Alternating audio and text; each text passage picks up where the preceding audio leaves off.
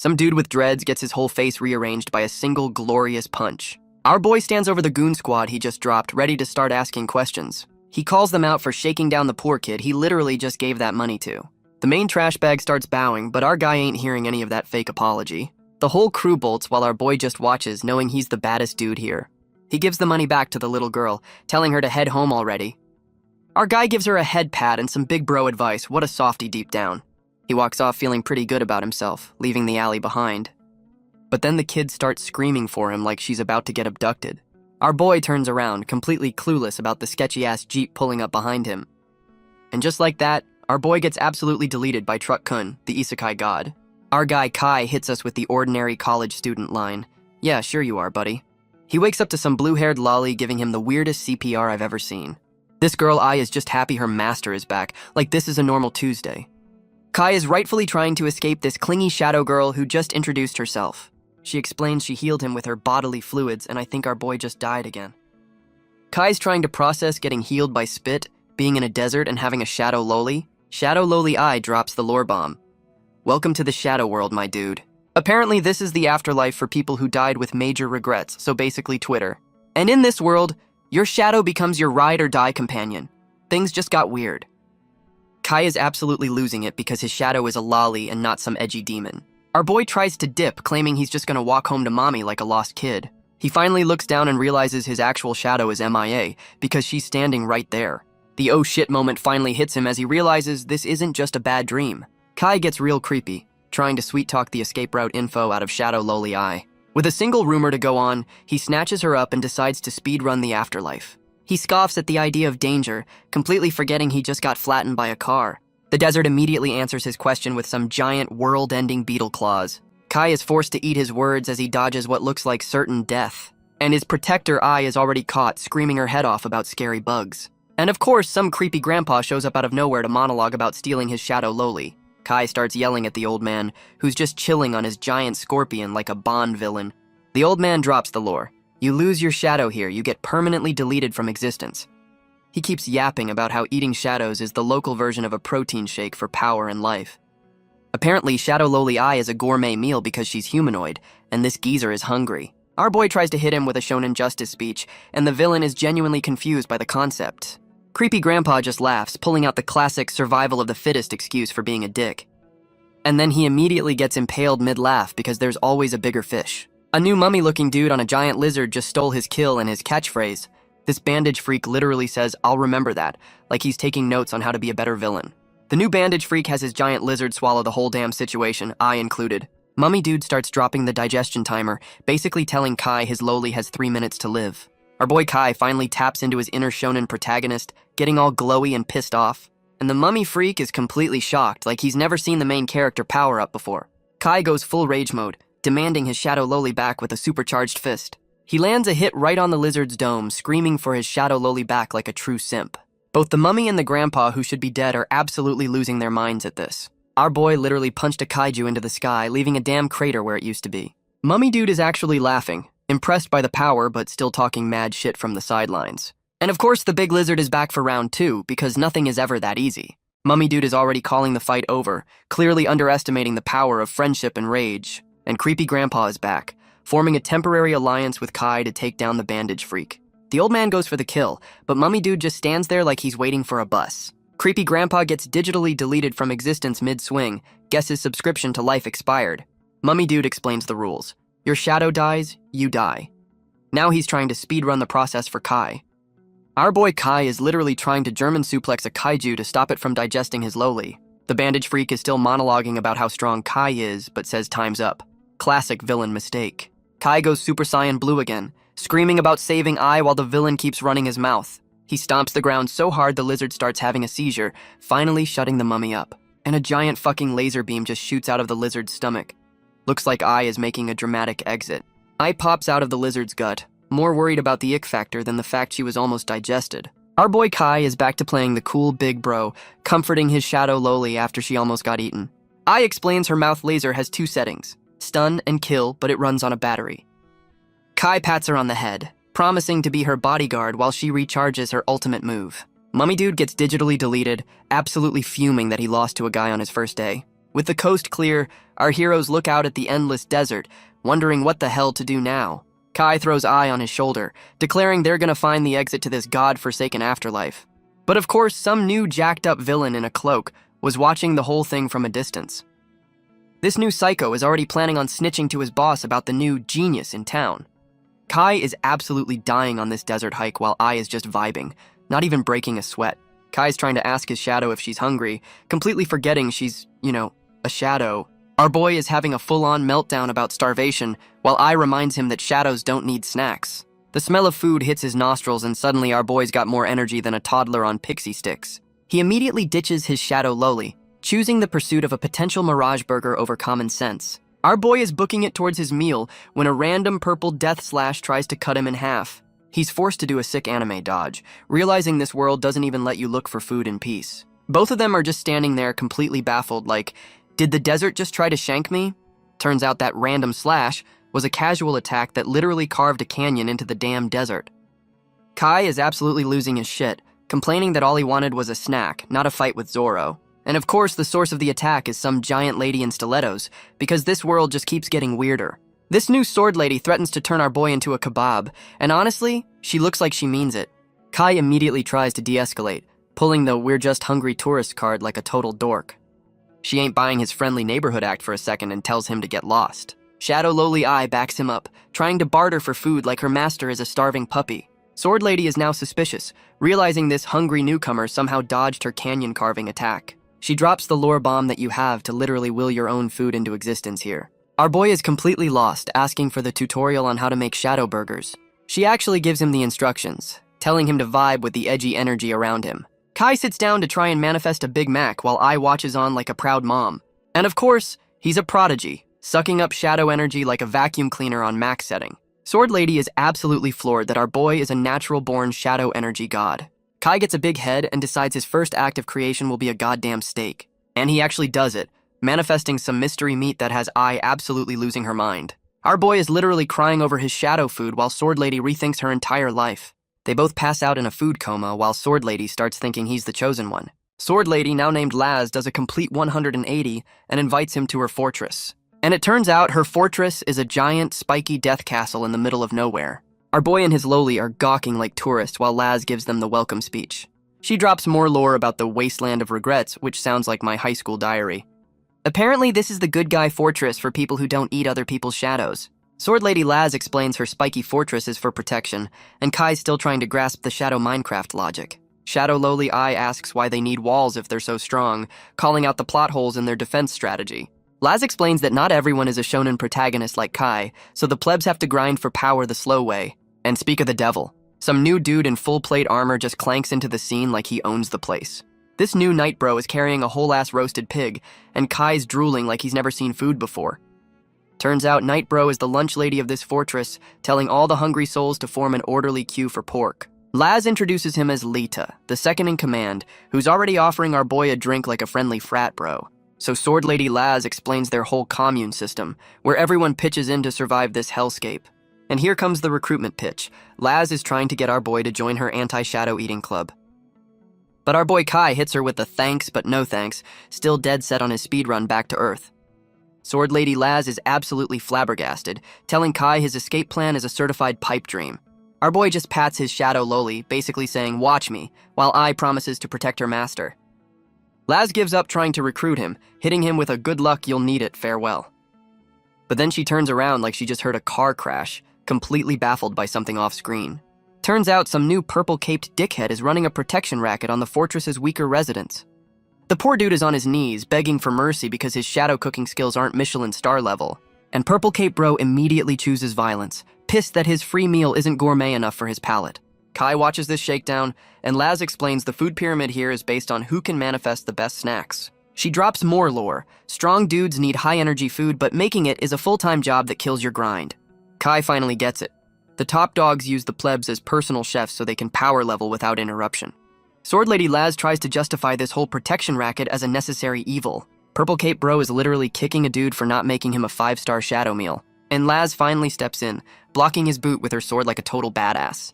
This dickhead complains she's holding him back, so she offers to be his personal chef to shut him up. He starts mocking her for protecting the weak, trying to get in her head about her potential. And of course, he hits her with the "I'm the strongest here" line like a generic anime rival. Laz tells him to kick rocks, but he reminds her of some shady deal they have going on. She tries to play it cool, comforting the dude who just got his ass kicked. But the chef is absolutely bugging out, screaming her name like she's about to get jumped. And yup, Purple Cape Bro goes for the cheap shot from behind while she's distracted. And Purple Cape Bro, whose name is apparently Ivan, reveals he's a cannibalistic dickhead who'd rather eat his allies. Our boy Kai immediately goes Super Saiyan again, ready to throw hands for the girl he met 5 minutes ago. Ivan is genuinely surprised the new guy is also a shonen protagonist, but he's still ready to scrap. Then this psycho spots Shadow Loli Eye and realizes he's just stumbled upon a 5-star Michelin meal. And just like that, Ivan completely changes his target, laughing like he just won the Shadow Person lottery. He starts pulling out the rulebook, reminding Laz she can't touch Fortress members. What a little lawyer. But our boy is an outsider, so Ivan's found a loophole to legally start eating people. The whole Fortress is just watching this go down like it's the season finale of a reality show. Sword Lady Laz is down but not out, trying to talk tough while looking like she just lost a bar fight. Ivan just laughs it off, telling her to enjoy the show while he eats our boy's Shadow Loli. Our boy Kai tries to act tough, telling his Shadow Loli it's go time like he's the main character or something. He immediately charges in solo while Ai reminds him she's a squishy mage, not a frontline brawler. Our boy immediately trips over his own feet, and Ai suggests maybe they wait for the actual fighter to recover. Kai starts shaking his lolly, demanding she use her laser, but she hits him with the "it's on cooldown" excuse. Purple Cape Bro Ivan gets tired of waiting and tries to kick them into next week with his Wolverine-ass boots. Our boy is already sweating, realizing his shonen power-up might not be enough to beat this psycho. Ivan starts talking mad shit, asking where all that big talk from 30 seconds ago went. Sword Lady Laz from the sidelines tries to warn them about Ivan's shadow, which is never a good sign. And yup, Ivan's shadow is a giant fucking claw coming down to turn them into paste. Kai is just now learning that shadows can shapeshift, a detail that would have been useful 5 minutes ago. Purple Cape Bro Ivan is doing the whole "you should be honored to die" speech with his Wolverine claws. But some shiny-ass trident comes out of nowhere and C-blocks his attack at the last second. And of course it's Night Bro Lita, here to enforce the "no eating the guests" rule. Even tries to cut a deal, telling Lita to look the other way so he can get his final evolution power-up. Sword Lady Laz from the floor begs Lita not to sell them out, hitting him with the "we're better than this" speech. And Night Bro Lita actually listens, getting all righteous about protecting the Fortress's ideals. So Ivan chooses violence, charging Lita while talking shit about him being low on mana from cooking duty. The lunch lady and the local bully are now locked in a glorious weapon clash, trident versus claws. And it looks like Ivan was right, he's already overpowering Night Bro and calling the match over. Holy shit, he literally just shattered the dude's weapon, leaving Night Bro completely stunned and defenseless. Purple Cape Bro Ivan goes for the finisher on Night Bro, looking way too happy about it. And our boy Kai dives in to take the Wolverine claws to the chest for the dude he just met. Ivan is completely stunned as Shadow Loli Eye's mouth laser makes a surprise comeback, blasting him point blank. Our boy and Night Bro are in a very questionable position on the floor, asking if they actually won. Nope, Purple Cape Bro just tanked the laser and is now radiating pure, unadulterated rage.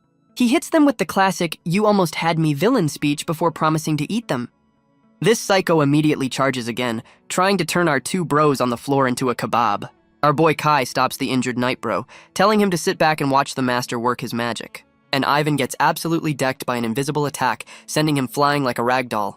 Turns out Sword Lady Laz is back on her feet, and Ivan is completely baffled how she recovered so fast. Shadow Loli Eye reveals she's the party's white mage, and Laz hits Ivan with the ultimate "I'm not mad, just disappointed" line. We get a flashback to when Purple Cape Bro, Sword Lady, and Night Bro were the original 3 musketeers. Back then, Ivan was the one hyping up the squad, talking mad shit about protecting his friends. And they weren't just talking, the OG trio was out here running fades on the entire desert. But after all that winning, they hit the classic "what now?" existential crisis, which is always a bad sign. So Ivan steps up with the brilliant idea to build a whole-ass fortress in this hellscape. Sword Lady Laz and Night Bro were totally on board with his plan to build a safe zone for everyone. He even did the whole "join my cause" handshake like a true shonen protagonist. What a fraud. And we're back to the present with Night Bro Lita calling him out for betraying their whole damn dream. Ivan hits her with the "I'm too far gone" villain speech and basically begs her to end his subscription to life.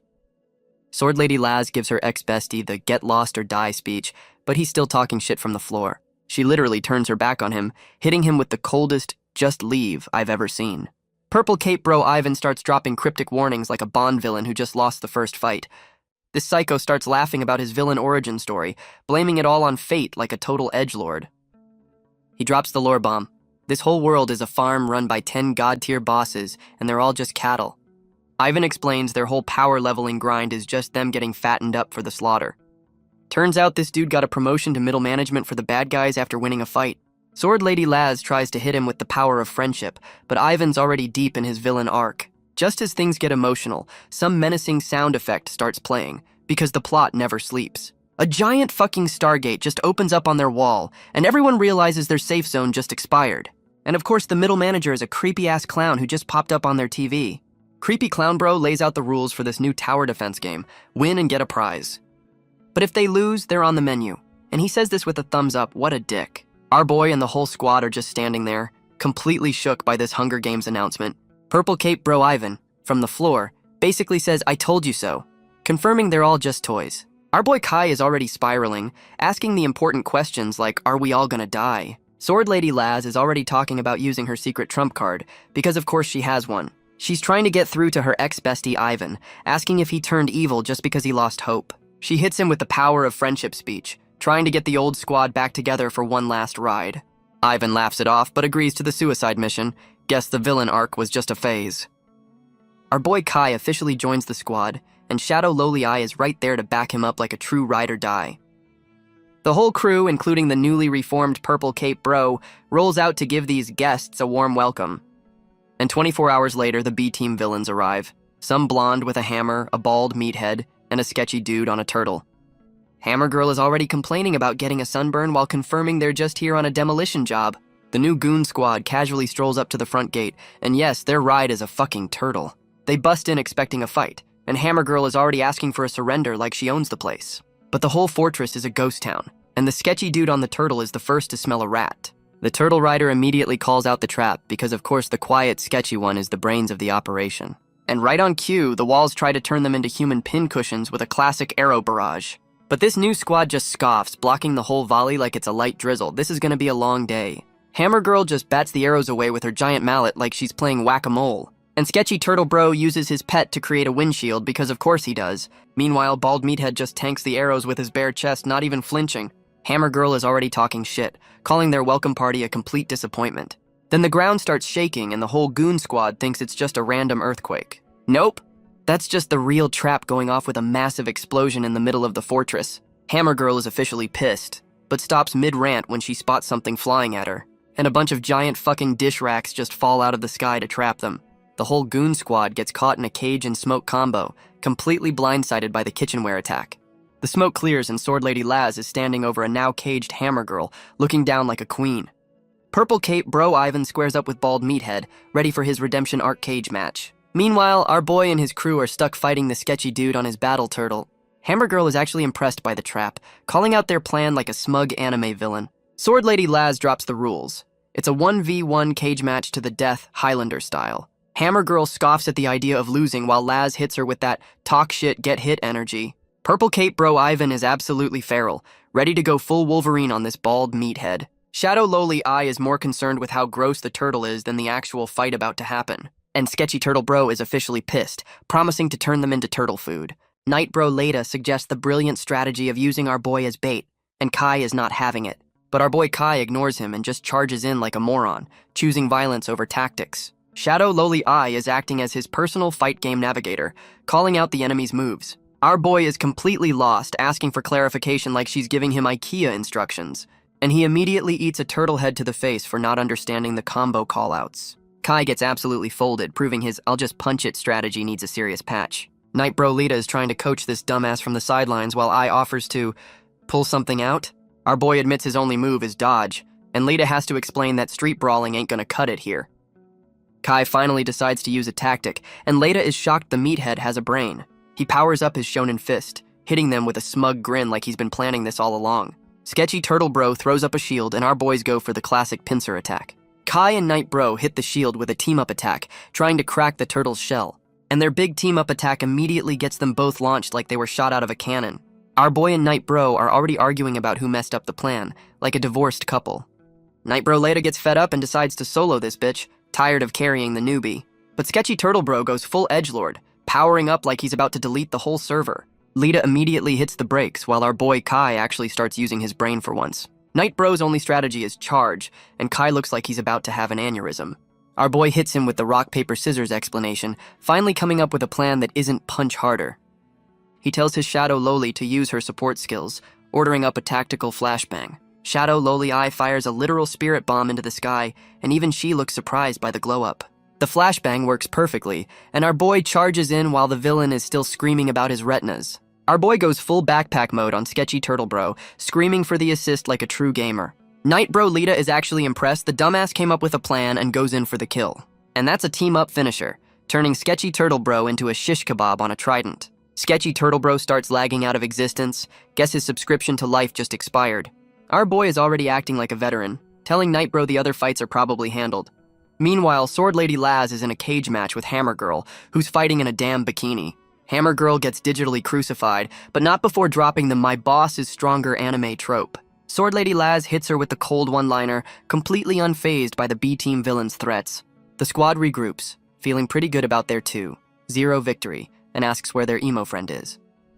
And Purple Cape Bro Ivan walks in to announce he got his ass handed to him by Bald Meathead. Purple Cape Bro Ivan explains that Bald Meathead just logged out of existence mid-fight, which is somehow worse than losing. Sword Lady Laz is absolutely losing it, realizing the third assassin is probably some invisible bullshit character. The squad does a quick headcount and realizes they're still short one bad guy, and Hammer Girl's loot is still on the floor. Our boy Kai finally connects the dots. Bald Meathead was just a shadow summon, and the real third assassin is still lurking. And right on cue, Purple Cape Bro Ivan gets absolutely deleted by a cheap shot from an invisible enemy. Ivan is on the ground screaming about getting jumped by a ghost while the squad is on high alert. The invisible enemy starts blowing up the scenery from a distance, just flexing on them for fun. Sword Lady Laz realizes they're not in a fight, they're being hunted, and she is not having a good time. Purple Cape Bro Ivan is back on his emo shit, telling everyone to just lie down and accept their fate. Our boy Kai has had enough of the doom and gloom, deciding to shut Yvonne up with a swift kick to the face. The squad is completely baffled by our boy's sudden main character energy after he just drop-kicked their friend. Purple Cape Bro Ivan finally realizes the new guy isn't a local, which explains the plot armor. Our boy hits them with the "if I give up, we all die" speech, officially taking over this whole operation. Kai tries to relate to the locals, completely ignoring the fact he got here yesterday and they've lived in hell. He goes full Naruto, pointing at the emo kid and yelling about changing fate like he's read the script. Sword Lady Laz is already falling for his shonen protagonist bullshit, calling him a natural-born leader. And yup, she's fully convinced this dumbass who trips over his own feet is their miracle worker. Meanwhile, the invisible dickhead starts targeting civilians because of course there are children here. Sword Lady Laz is rightfully panicking, realizing their enemy is a coward who attacks random families. Our boy Kai gets that classic "I've got a plan" look, probably involving punching something really hard. Our boy Kai announces he has a plan, grabbing his lolly like he's suddenly a strategist. And his brilliant galaxy brain idea is to play Donkey Kong with a giant fucking barrel. He yeets the barrel off the roof, fully committing to the Looney Tunes ass-kicking strategy. And holy shit, the splash from the barrel actually reveals the invisible enemy's location. Our boy and his loli are celebrating like they just solved a Rubik's Cube with a hammer. The invisible assassin, some long-haired pretty boy, gets caught completely lacking by a surprise attack. He's getting absolutely blasted while riding his giant salamander, which is apparently his shadow. The newly visible dickhead is screaming for them to stop. Guess he can't handle the heat. He looks up at our boy, completely baffled as to how his genius stealth plan got busted. And Kai hits him with the full Sherlock Holmes breakdown, acting like he's had a brain this whole time. The now visible pretty boy is so impressed he offers our boy a job, like this is a LinkedIn request. Kai calls him out for killing his friends, but this psycho just scoffs at the idea of having any. He hits them with the classic "join the winning team" pitch, where the only rule is to eat or be eaten. Then he tries to peer pressure Purple Cape Bro, telling him justice is for chumps and survival is the only W. Our boy asks about the civilians, and this dickhead calls them literal livestock who get deleted if they're useless. Kai gives his shadow loli a head pat, getting ready to give the most predictable hell no in history. And the villain is already celebrating, thinking our boy is about to join his evil little boy band. But our boy hits him with the most dramatic "I refuse" ever, completely shutting down the job offer. Sword Lady and Night Bro are hyped, backing him up like the Power Rangers assembling for the first time. The pretty boy villain drops the nice act, basically saying, "Fine, be my food then," and we're back to violence. Our boy Kai is still playing strategist, yelling about using colored water to counter the invisibility cloak. and Pretty Boy hits them with the "you underestimate my power" speech, revealing he's a captain or something.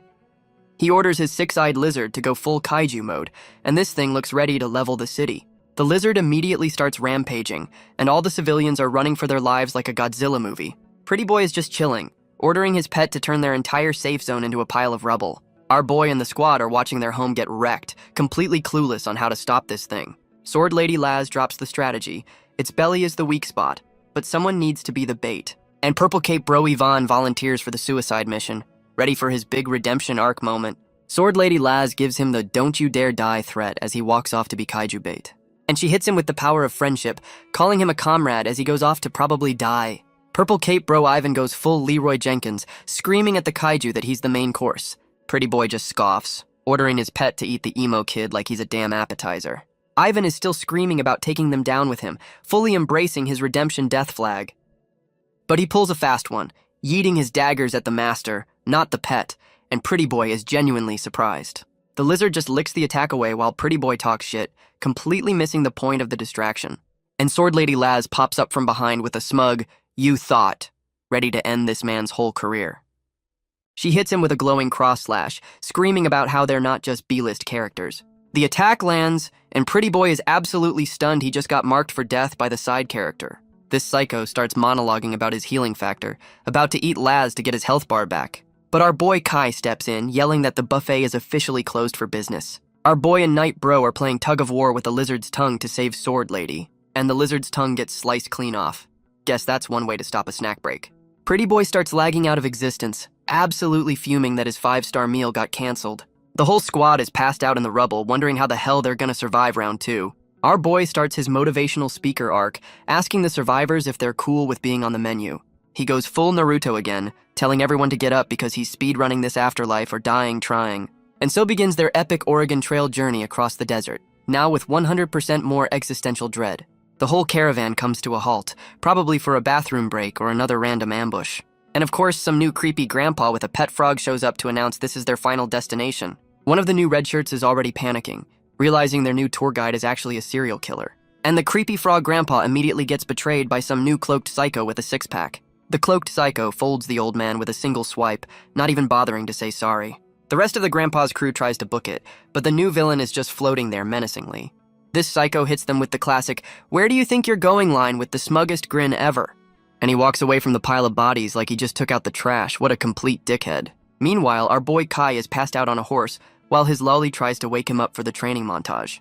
Kai starts shaking his shadow lowly, screaming about his near-death experience like a total drama queen. Sword Lady Laz and Night Bro give him a performance review. Great potential, zero skill, time for a training arc. And training is just Sword Lady trying to slice him in half while he panics for his life. Our boy is rightfully complaining about the murder training while Laz hits him with the "what doesn't kill you" speech.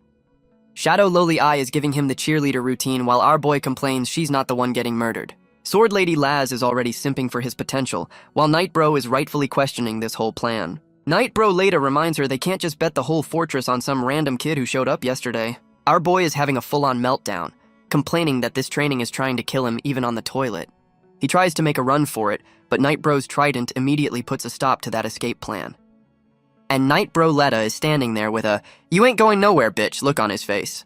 Our boy immediately starts crying, begging to be let go like he didn't just give a big hero speech. Lita grabs him by the collar, telling him to suck it up because getting hurt here is better than getting eaten out there.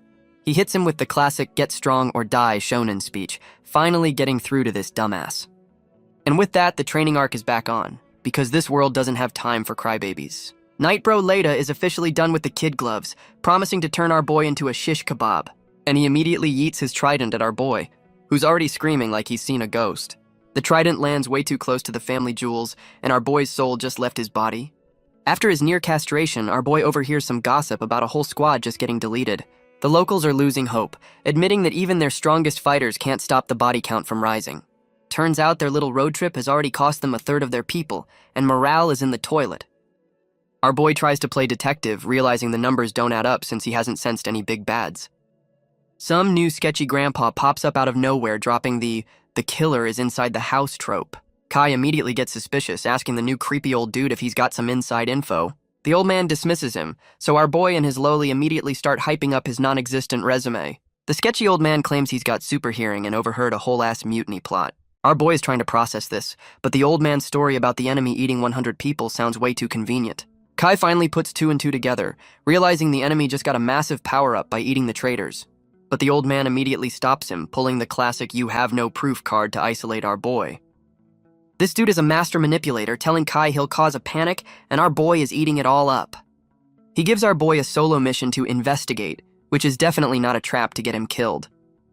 And our boy agrees, thinking this will get him out of training. What an absolute dumbass. Kai and his loli are on lookout, and he immediately spots a cloaked figure, assuming he's found the target. And of course it's a trap, as some rando grabs his ankle from under the cliff. Our boy immediately gets yeeted off the cliff, proving once again that he shouldn't be trusted with anything. Our boy is screaming for his life as he plummets, realizing the solo mission was a one-way ticket down. He gets caught mid-air by some shadow magic, completely baffled that his brilliant plan backfired spectacularly. And now he's the centerpiece of a creepy cult meeting, with the head psycho acting like he's a celebrity. Our boy finally uses his brain, asking how they knew his location, like the answer isn't painfully obvious. And of course, it's the sketchy grandpa, holding his lolly hostage and proudly admitting he's a goddamn snitch. Kai starts yelling at the old traitor, demanding to know why he's being such a complete dick. The old man hits him with the coldest line ever, basically saying, "You're not guilty, but we need a scapegoat." He explains their whole caravan is falling apart, so they're just gonna pin all the murders on the new guy. And since our boy is the outsider, he's the perfect fall guy for their internal problems. What a great plan. Kai tries to argue with logic, but the old man just says, "Doesn't matter, because morale is more important than justice." Sketchy Grandpa explains his 5D chess move is to frame our boy to force Sword Lady into cannibalism. Our boy sarcastically calls out the Galaxy Brain plan to feed him to Sword Lady for a greater good power-up. The old traitor, Philip, gives the signal, and his cultist goon squad is ready to get their hands dirty. The cultists bring out buckets of blood, and our boy is wondering if this is some weird initiation ritual.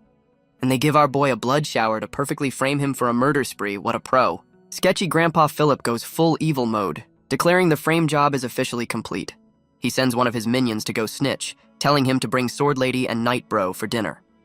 But then our boy starts glowing like a damn nuke, because he's had enough of this bullshit. Our boy goes full rage mode, breaks his chains, and promises to return the favor with extreme prejudice.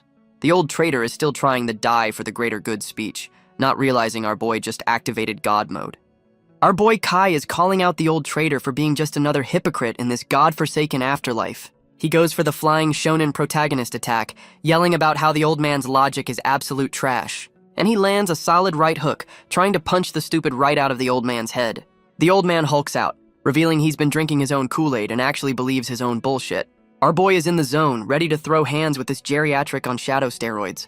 And the old traitor throws a ground-shattering punch, showing off his new senior citizen discount power-up. Sketchy Grandpa is completely lost, wondering where our boy teleported to mid-fight. Our boy pulls the classic nothing personal kid and pops up right behind him for the sneak attack.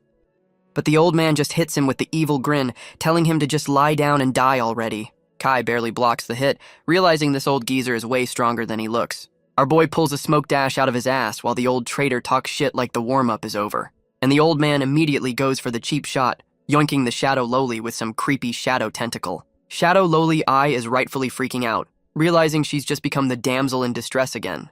The old traitor is holding I like a goddamn handbag while our boy starts screaming for his property back. And here comes the villain monologue about how he had it so tough, trying to justify being a complete dick. He blames our boy for ruining his 5D chess game of propping up Sword Lady as their savior. His master plan is to feed our boy to Sword Lady, and Kai is rightfully calling out this insane logic. The old man goes for the kill, and our boy is wondering how this geezer is hitting like a damn truck. He's screaming about the greater good while trying to punch our boy's head clean off his shoulders. Our boy finally connects the dots mid-fight, catching his punch and calling him out as the real cannibal. Our boy is finally using his training, twisting the old man's arm like he's opening a pickle jar. He yeets the old traitor and catches his loli, who's just happy to be out of the creepy handbag phase. Sketchy Grandpa starts blaming his L on old age, pulling the classic back in my day excuse. His cultist goons literally offer themselves up as a snack, begging to be his next power-up. The old traitor accepts their sacrifice like a true politician, promising to take care of their families. And his followers just turn into a bunch of spiky purple gushers for him to eat. What a ride-or-die crew. Sketchy Grandpa is about to pop these Shadow Tide pods like he's at an all-you-can-eat buffet, and he immediately gets a stomach mouth and a power-up, turning into some nightmare fuel final boss. Our boy tells his loli it's time for their secret team-up move, and she's ready to go. They hit him with a tag team Kamehameha, while the old man just charges in like a dumbass. Sketchy Grandpa is absolutely shook, realizing he just ran face first into a Dragon Ball Z finisher. And we get the villain origin story, with the old traitor flashing back to his younger, less psycho days. Back then, his whole crew was dropping like flies from exhaustion in the middle of the desert. One of his boys literally begs to be eaten for the greater good, asking him to look after his kid. And just like that, another one bites the dust, getting digitally deleted while the squad just walks on. Young Philip is having a full-on breakdown, apologizing to his dead homies for being a shitty leader. And who shows up to recruit him but a younger sword lady Laz, offering him a spot in her new club. This explains how he ended up at the fortress, which was built on the backs of a lot of dead people. But he saw Laz and Lada's no cannibalism rule as a weakness, calling them out for being too soft. And that's his whole villain justification. He's gotta be the dickhead so everyone else can survive. Our boy is literally trying to punch the trauma out of this old man inside his own flashback. Kai's already gassed while his lowly is yelling at him to finish the damn side quest already. The old traitor grabs our boy from behind, still stuck in his own villain origin story. He's about to throw a punch, but he's screaming shoot like he's having a full-on PTSD episode. Shadow Lowly Eye explains their finisher is a therapy session that forces you to relive your worst memories. And the old man is completely lost in the sauce, screaming about how he'll kill anyone for his dream. He immediately gets a sword through the chest. Guess his dream just got permanently canceled. And of course it's Sword Lady Laz who just showed up to take out the trash. She's absolutely devastated that her trusted senior advisor was the snake in the grass all along. The old traitor hits them with the "I did it for you" speech, trying to justify his cannibalistic retirement plan. The old traitor is still trying to sell his cannibalism timeshare with his dying breath. We get a flashback to Night Bro simping for Sword Lady, telling her to stay back because she's the chosen one. And a younger, less emo Ivan calls out the plan, asking why the team's carry isn't getting the XP. Night Bro drops the lore. You gotta eat your own class type or you'll nerf your stats. But he hits them with the fine print. Cannibalism turns you into a monster, so pick your poison. He tells Ivan he's built different and shouldn't eat people, right as their boy finally uninstalls life. And we're back to the present, where Night Bro hears the sound of the plot demanding more violence. A whole-ass monster mash just rolls up, featuring King Kong, Cerberus, and a giant nope spider. Our boy and Sword Lady see the dust cloud, and she immediately calls it a Shadow Beast rampage. Sword Lady explains that sometimes your Pokemon decides to eat you and go on a murder spree. Night Bro Lita is already connecting the dots, wondering if the old traitor's death triggered this whole zoo escape. Some new red shirts are panicking because the kaiju are beelining for the main caravan. The B team is doing the only smart thing they can, running for their damn lives. And of course, the new red-haired girl stops mid-sprint like she just remembered she left the oven on. She tells Night Bro she's gotta go back for something, which is code for "I'm about to do something stupidly heroic." She immediately ditches them, and now everyone's asking where Sword Lady is because of course the leader is MIA. Meanwhile, the three-headed hellhound is ready to play fetch with their internal organs. The Cerberus is already trying to eat a whole group of people hiding under a giant blanket. Some new bandana-wearing bro is trying to hold the line, screaming like he's in a disaster movie. And he's already doing the math, realizing they're about to get jumped by King Kong and Shelob too. The giant nope spider immediately chooses violence, trying to turn King Kong into a pincushion. Night Bro Leda is trying to hold the line while some new shirtless pretty boy is having a panic attack in the background. Leda starts delegating, telling the red shirts to handle the hellhound while the A-team takes the other two.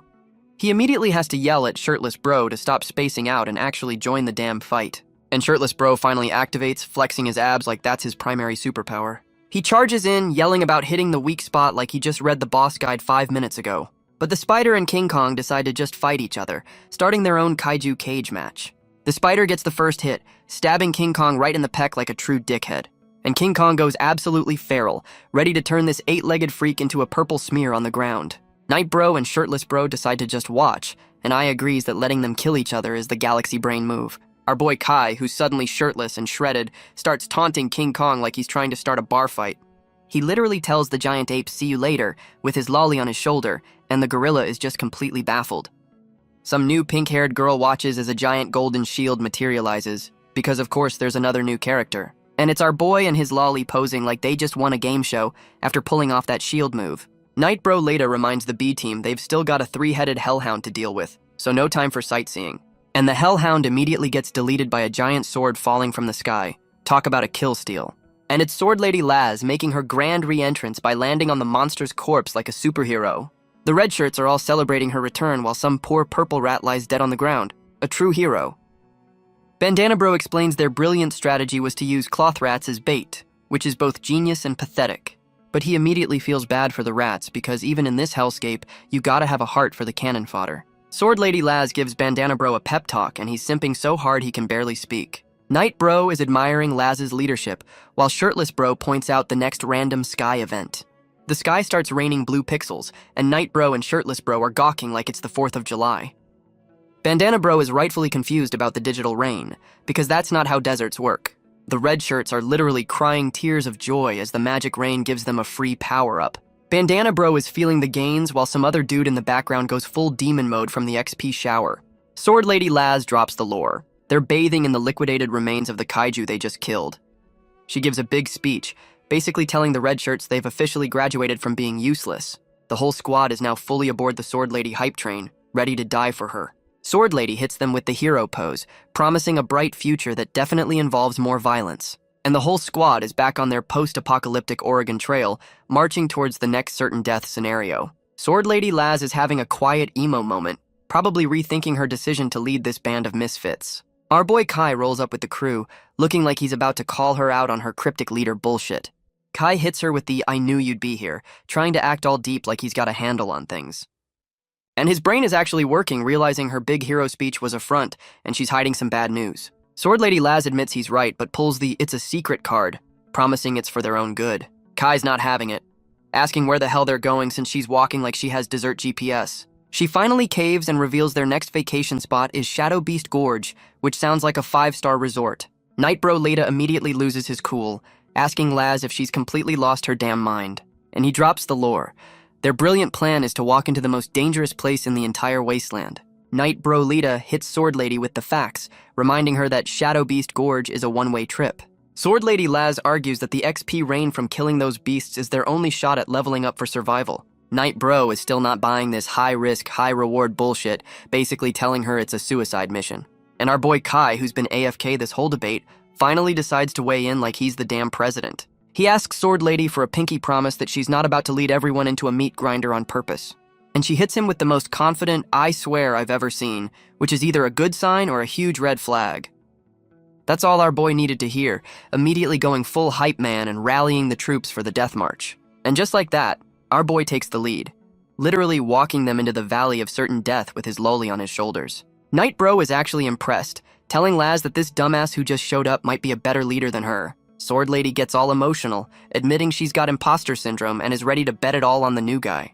The whole squad is on their death march, led by Bandana Bro and his emotional support rat. Bandana Bro is way too fucking excited to announce their arrival at the aptly named Shadow Beast Gorge. And yup, it's a giant fucking canyon of death, and they're all just standing at the entrance like tourists. Our boy Kai is already in leader mode, telling everyone to get ready for the boss rush like he's not the weakest link. The first wave of enemies is a pack of sleeping hyenas, which feels way too much like a trap. Sword Lady Laz immediately goes for the AoE attack, not even letting these dogs wake up for their morning coffee. And she just blends a whole pack of them with one flashy move, because she's the only one who's actually high level here. Laz and Night Bro realize these hyenas are fighting like silent NPCs, which is never a good sign in a video game. Our boy volunteers to scout ahead, because his brain is still on vacation and he loves walking into traps. And he immediately gets rushed by a single angry hyena, proving he can't even handle the tutorial level mobs. The hyena goes for the kill shot, looking like it hasn't eaten in a week. But our boy actually catches it midair, acting like he's been a pro this whole time. And he immediately yeets the damn thing into a wall. Guess the training arc wasn't a total waste. Kai gets all cocky, asking if that's all it's got. Like he didn't just trip over his own feet yesterday. Nope. The hyena just shakes it off like a minor inconvenience, ready for round 2. Our boy is genuinely shocked the tutorial mob has a second phase. What a complete rookie. He actually dodges this time, proving that near-death experiences are the best teachers. Then some new grandpa shows up and asks why our boy is bullying his damn dog. The red-haired girl from before shows up with Kai, and this grandpa is acting like he owns the place. And this crazy dog man declares this whole death trap is his house because of course it is. Our boy and the squad are completely baffled that this old man is just squatting in a literal death trap. The crazy old man starts yelling at them for trespassing and beating up his pet, like they're the assholes here. Our boy tries to play diplomat, apologizing for beating up his dog and just asking for directions out of this hellhole. The old man hits them with the "get lost or die" speech, dropping the bomb that he's been stuck here for 30 years. He explains this whole place is a goddamn time loop, and our boy is just now realizing they're in a video game level. Our boy asks if he's mapped the place, and the old man basically says, yeah, and the map just says, you're fucked. The old man tells them to bounce before the real monsters show up, because his pet hyena was just the welcome mat. Our boy turns to the squad for a huddle, asking for a plan now that they know they're in a death loop. Sword Lady Laz is the only one with a brain, pointing out that a place called Death Gorge is suspiciously empty. And our boy, having learned nothing, volunteers to scout ahead again, relying on his lolly's stun gun as a backup plan. Our boy's brain finally boots up, realizing the tutorial-level hyenas were acting way too professional. He explains to his loli that the mobs were fighting like seasoned vets, not some random desert wildlife. Kai points out the hyenas had zero fear, which is a massive red flag for anyone with more than 2 brain cells. And right on cue, they hear someone approaching, because this whole damn gorge is just one big ambush. Night Bro Leda shows up way too conveniently, claiming he's already found a magical exit path. This fake Leda tries to sell his safety in numbers bullshit, but our boy is finally smelling the trap. Kai actually uses his brain for once, telling the imposter to back the fuck up immediately. The fake Night Bro drops the friendly act and immediately chooses violence, because of course he does. And our boy just casually blocks the attack with one hand. Guess the training arc wasn't a total scam after all. The imposter is impressed our boy saw through the disguise, then pulls a Naruto and multiplies into a whole squad. Our boy is giving the full Sherlock Holmes breakdown on why their disguise was complete ass. The imposter is actually impressed he got caught, licking his weapon like a total creep. This clown gives our boy the classic join me or die offer, which never fucking works. And Kai immediately hits him with the I refuse, blocking his attack like a damn pro. Our boy is actually dodging now, making some space instead of just eating every hit. Kai's got his thinking face on, probably trying to remember what the hell he learned in training. The fake Night Bro is still talking shit, telling him to just give up and make it easy. But our boy hits him with the smug grin, telling his loli he's found the weak spot. Shadow Loli Eye starts charging up a Rasengan like she's been waiting for this moment, and she unleashes a giant fucking death frisbee in the sky, and the imposter is officially panicking. The fake Night Bro gets hit with the paralysis debuff, completely stuck in Eye's giant hula hoop. Our boy gives his loli the victory head pat, acting like they're a seasoned pro gaming duo. And our boy spots the crazy dog grandpa from earlier, finally realizing who the real final boss is. Kai hits him with the classic, I knew it was you, acting like he didn't just figure this shit out. The crazy dog grandpa is genuinely curious how this dumbass actually used his brain for once. Our boy gives the full detective breakdown, explaining the mobs were just damage-proof illusions like the fake Night Bro. He calls out the whole 5D chess move. The fake barrier was just to herd them back for a slaughter. The old man hits him with the you're wrong, clarifying he's not a cannibal, just a creepy-ass puppet master. This psycho summons his whole pack of hyenas, calling them his children like a true Disney villain. And the crazy dog grandpa immediately sicks his children on our boy. Guess the diplomatic approach is over. Our boy is running for his life, asking his loli for a laser beam while she explains her ultimate is on cooldown. Kai goes full Secret Service, tackling his loli to the ground to save her from becoming a hyena's chew toy. Hiding in a cave, our boy tries to strategize while I offers him a whole 10 seconds of power. What a team. They look up and see something that completely breaks their brains because this gorge just keeps getting weirder. And it's a whole-ass cult of zombies just vibing in the middle of the cave. This is definitely not a good sign. The crazy dog grandpa is back, taunting them like a Walmart greeter, welcoming them to certain death. Our boy finally connects the dots, calling out the old man for being a puppet, and the geezer is genuinely shocked. He starts his big brain monologue, explaining how he thought the old man was the one pulling the strings.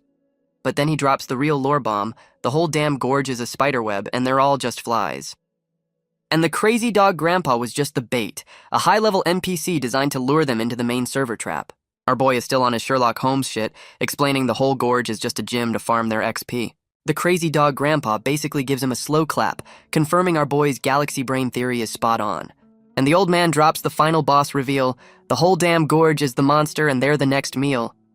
The old man is still talking shit, but our boy is just standing there like he's not about to be absorbed. Kai calls in his loli, who's ready to drop her ultimate move with the most extra introduction ever. She fires the red and yellow beam, and even our boy has to roast her for that kindergarten-ass attack name. The old man scoffs at the attack, completely underestimating the power of a loli with a terrible naming sense. This psycho tries to literally kick the laser beam away like he's playing hacky sack with a nuke. And his shadow tentacles immediately start melting. Guess he should have dodged instead of trying to be a badass. Shadow Loli Eye's red and yellow beam goes full supernova, completely deleting the old man from the server. And Shadow Loli Eye follows up her laser with a swift kick to the spine, yelling about girl power. The old man admits he got caught lacking, but hits them with the classic, "You think that was my final form?" Our boy Kai gets all cocky, threatening to have his loli attack the old man's insides, which is a weirdly gross threat. The old man pulls the "this is my house" card, asking how the hell they expect to win on his home turf. He hits Kai with the psychological warfare, telling him the rest of the squad is probably already dead. Our boy threatens to just nuke the whole area, and the old man basically says, "Bet you won't." And Shadow Lowly Eye goes full Godzilla, firing a mouth laser that looks like it could level a city. But our boy is completely shook because the old man just tanked the whole damn thing without a single scratch. The old man goes on his villain rant, promising to turn our boy into a puppet after he eats the rest of the squad. And our boy immediately chooses the run the fuck away option, grabbing his lolly and booking it. Our boy is booking it while trying to convince himself his friends aren't already puppet chow. He's praying to the plot gods that he's not about to walk into his entire squad's funeral. Meanwhile, Sword Lady Laz is wondering why Nightbro invited her on a romantic cliffside date. Nightbro hits her with the "what are we" talk, and Laz is like, "Dude, we either live or die, pick one." And Nightbro goes full heel turn, revealing his plan C is to just sell them all out to the big bads. He's trying to sell her on this evil MLM scheme, promising her a corner office in their new evil empire. Sword Lady is absolutely floored while Leda hits her with the classic "I had no choice" traitor excuse. He's still trying to justify his actions, admitting he took a power-up from the enemy's welcome package. This dude is giving his whole villain origin story, blaming everyone else for being too weak to carry him. And he hits her with the final offer, begging her to join his new evil boy band so they can live freely. Sword Lady Laz hits him with the "I'm not mad, just disappointed" speech, trying to reason with the new edgelord. And Nightbro's brilliant counter-argument is to threaten to cut off her limbs. What a great guy. She goes for the attack, but he just swats it away like it's nothing, showing off that new villain power-up. Then he just stands there and takes a hit to the face, looking all sad like he just got dumped via text. Sword Lady is completely baffled he didn't dodge, immediately hugging the guy who just threatened to dismember her. And he drops the ultimate Uno reverse card. His whole betrayal was a 5D chess move to get her to eat him. She's begging him not to die, dropping the lover's bomb like this is the final episode of a soap opera. Nightbro is literally telling her to hurry up and eat him, which is the most metal "I love you" I've ever seen. Sword Lady has a full-on breakdown, admitting she's the one who led them into this death trap in the first place. And he gives her the final simp speech from his deathbed, telling her to get her shit together and win. Sword Lady Laz is having her full-on dramatic movie moment, screaming over Nightbro's body.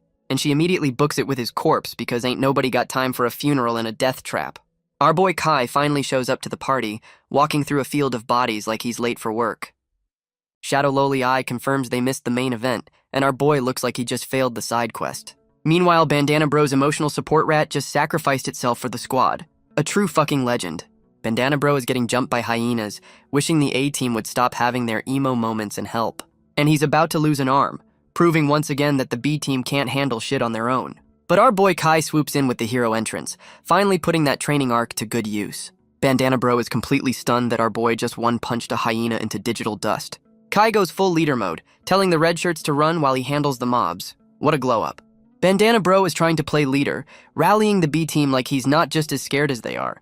And the whole squad of red shirts follows him into a narrow pass, which is definitely not an ambush. And of course it's an ambush, with shadow tentacles grabbing everyone while Bandana Bro screams for his life.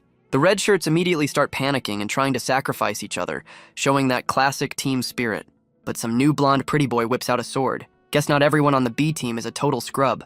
Blondie steps up to play hero, telling the cannon fodder to run while he holds the line.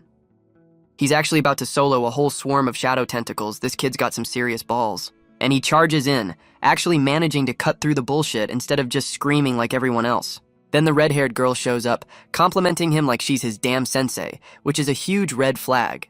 Blondie immediately realizes she's been puppeted, asking about Leda because the whole squad is compromised. The puppeted red-haired girl drops a bombshell, claiming Nightbro was the cannibal and she had to put him down. And now she's changing her story, admitting she was the cannibal and Leda just took the fall. What a fucking liar. She's giving the classic, "I did what I had to do" villain speech, trying to justify her new cannibal lifestyle. And now a puppeted Sword Lady Laz shows up, trying to sell our boy on this death trap like it's a 5-star resort. Our boy is actually calling her out, asking if she really wants to be a prisoner in this goddamn monster's stomach. Puppet Laz is pitching him on becoming a combat puppet, basically offering him a 9-to-5 job for a kaiju. She pulls the emotional manipulation card, begging him to join her evil puppet club because she's so tired. But our boy hits her with the dramatic "I refuse," calling her out for abandoning her shonen protagonist duties.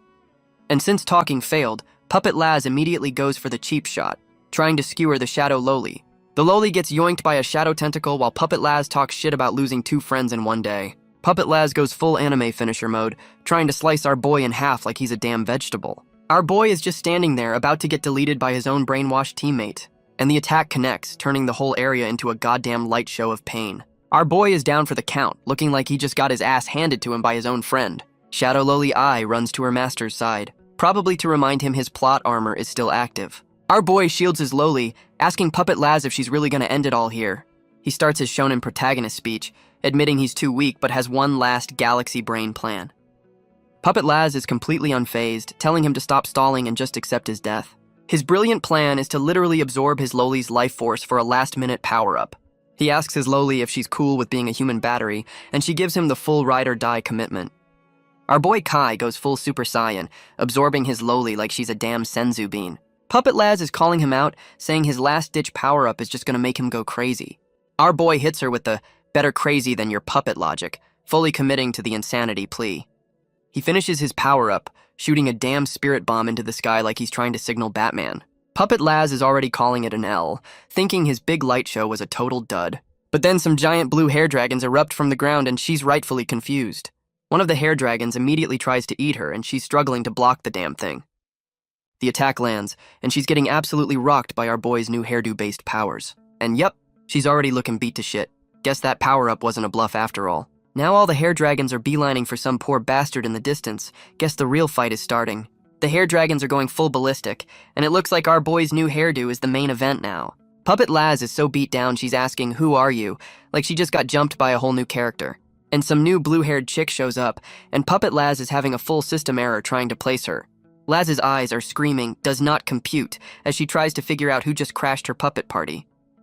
And it's the Loli, who just hit her final evolution and is here to deliver Laz's punishment with a side of sass. Puppet Laz is completely losing her shit, asking why the hell the team mascot just turned into a full-grown woman.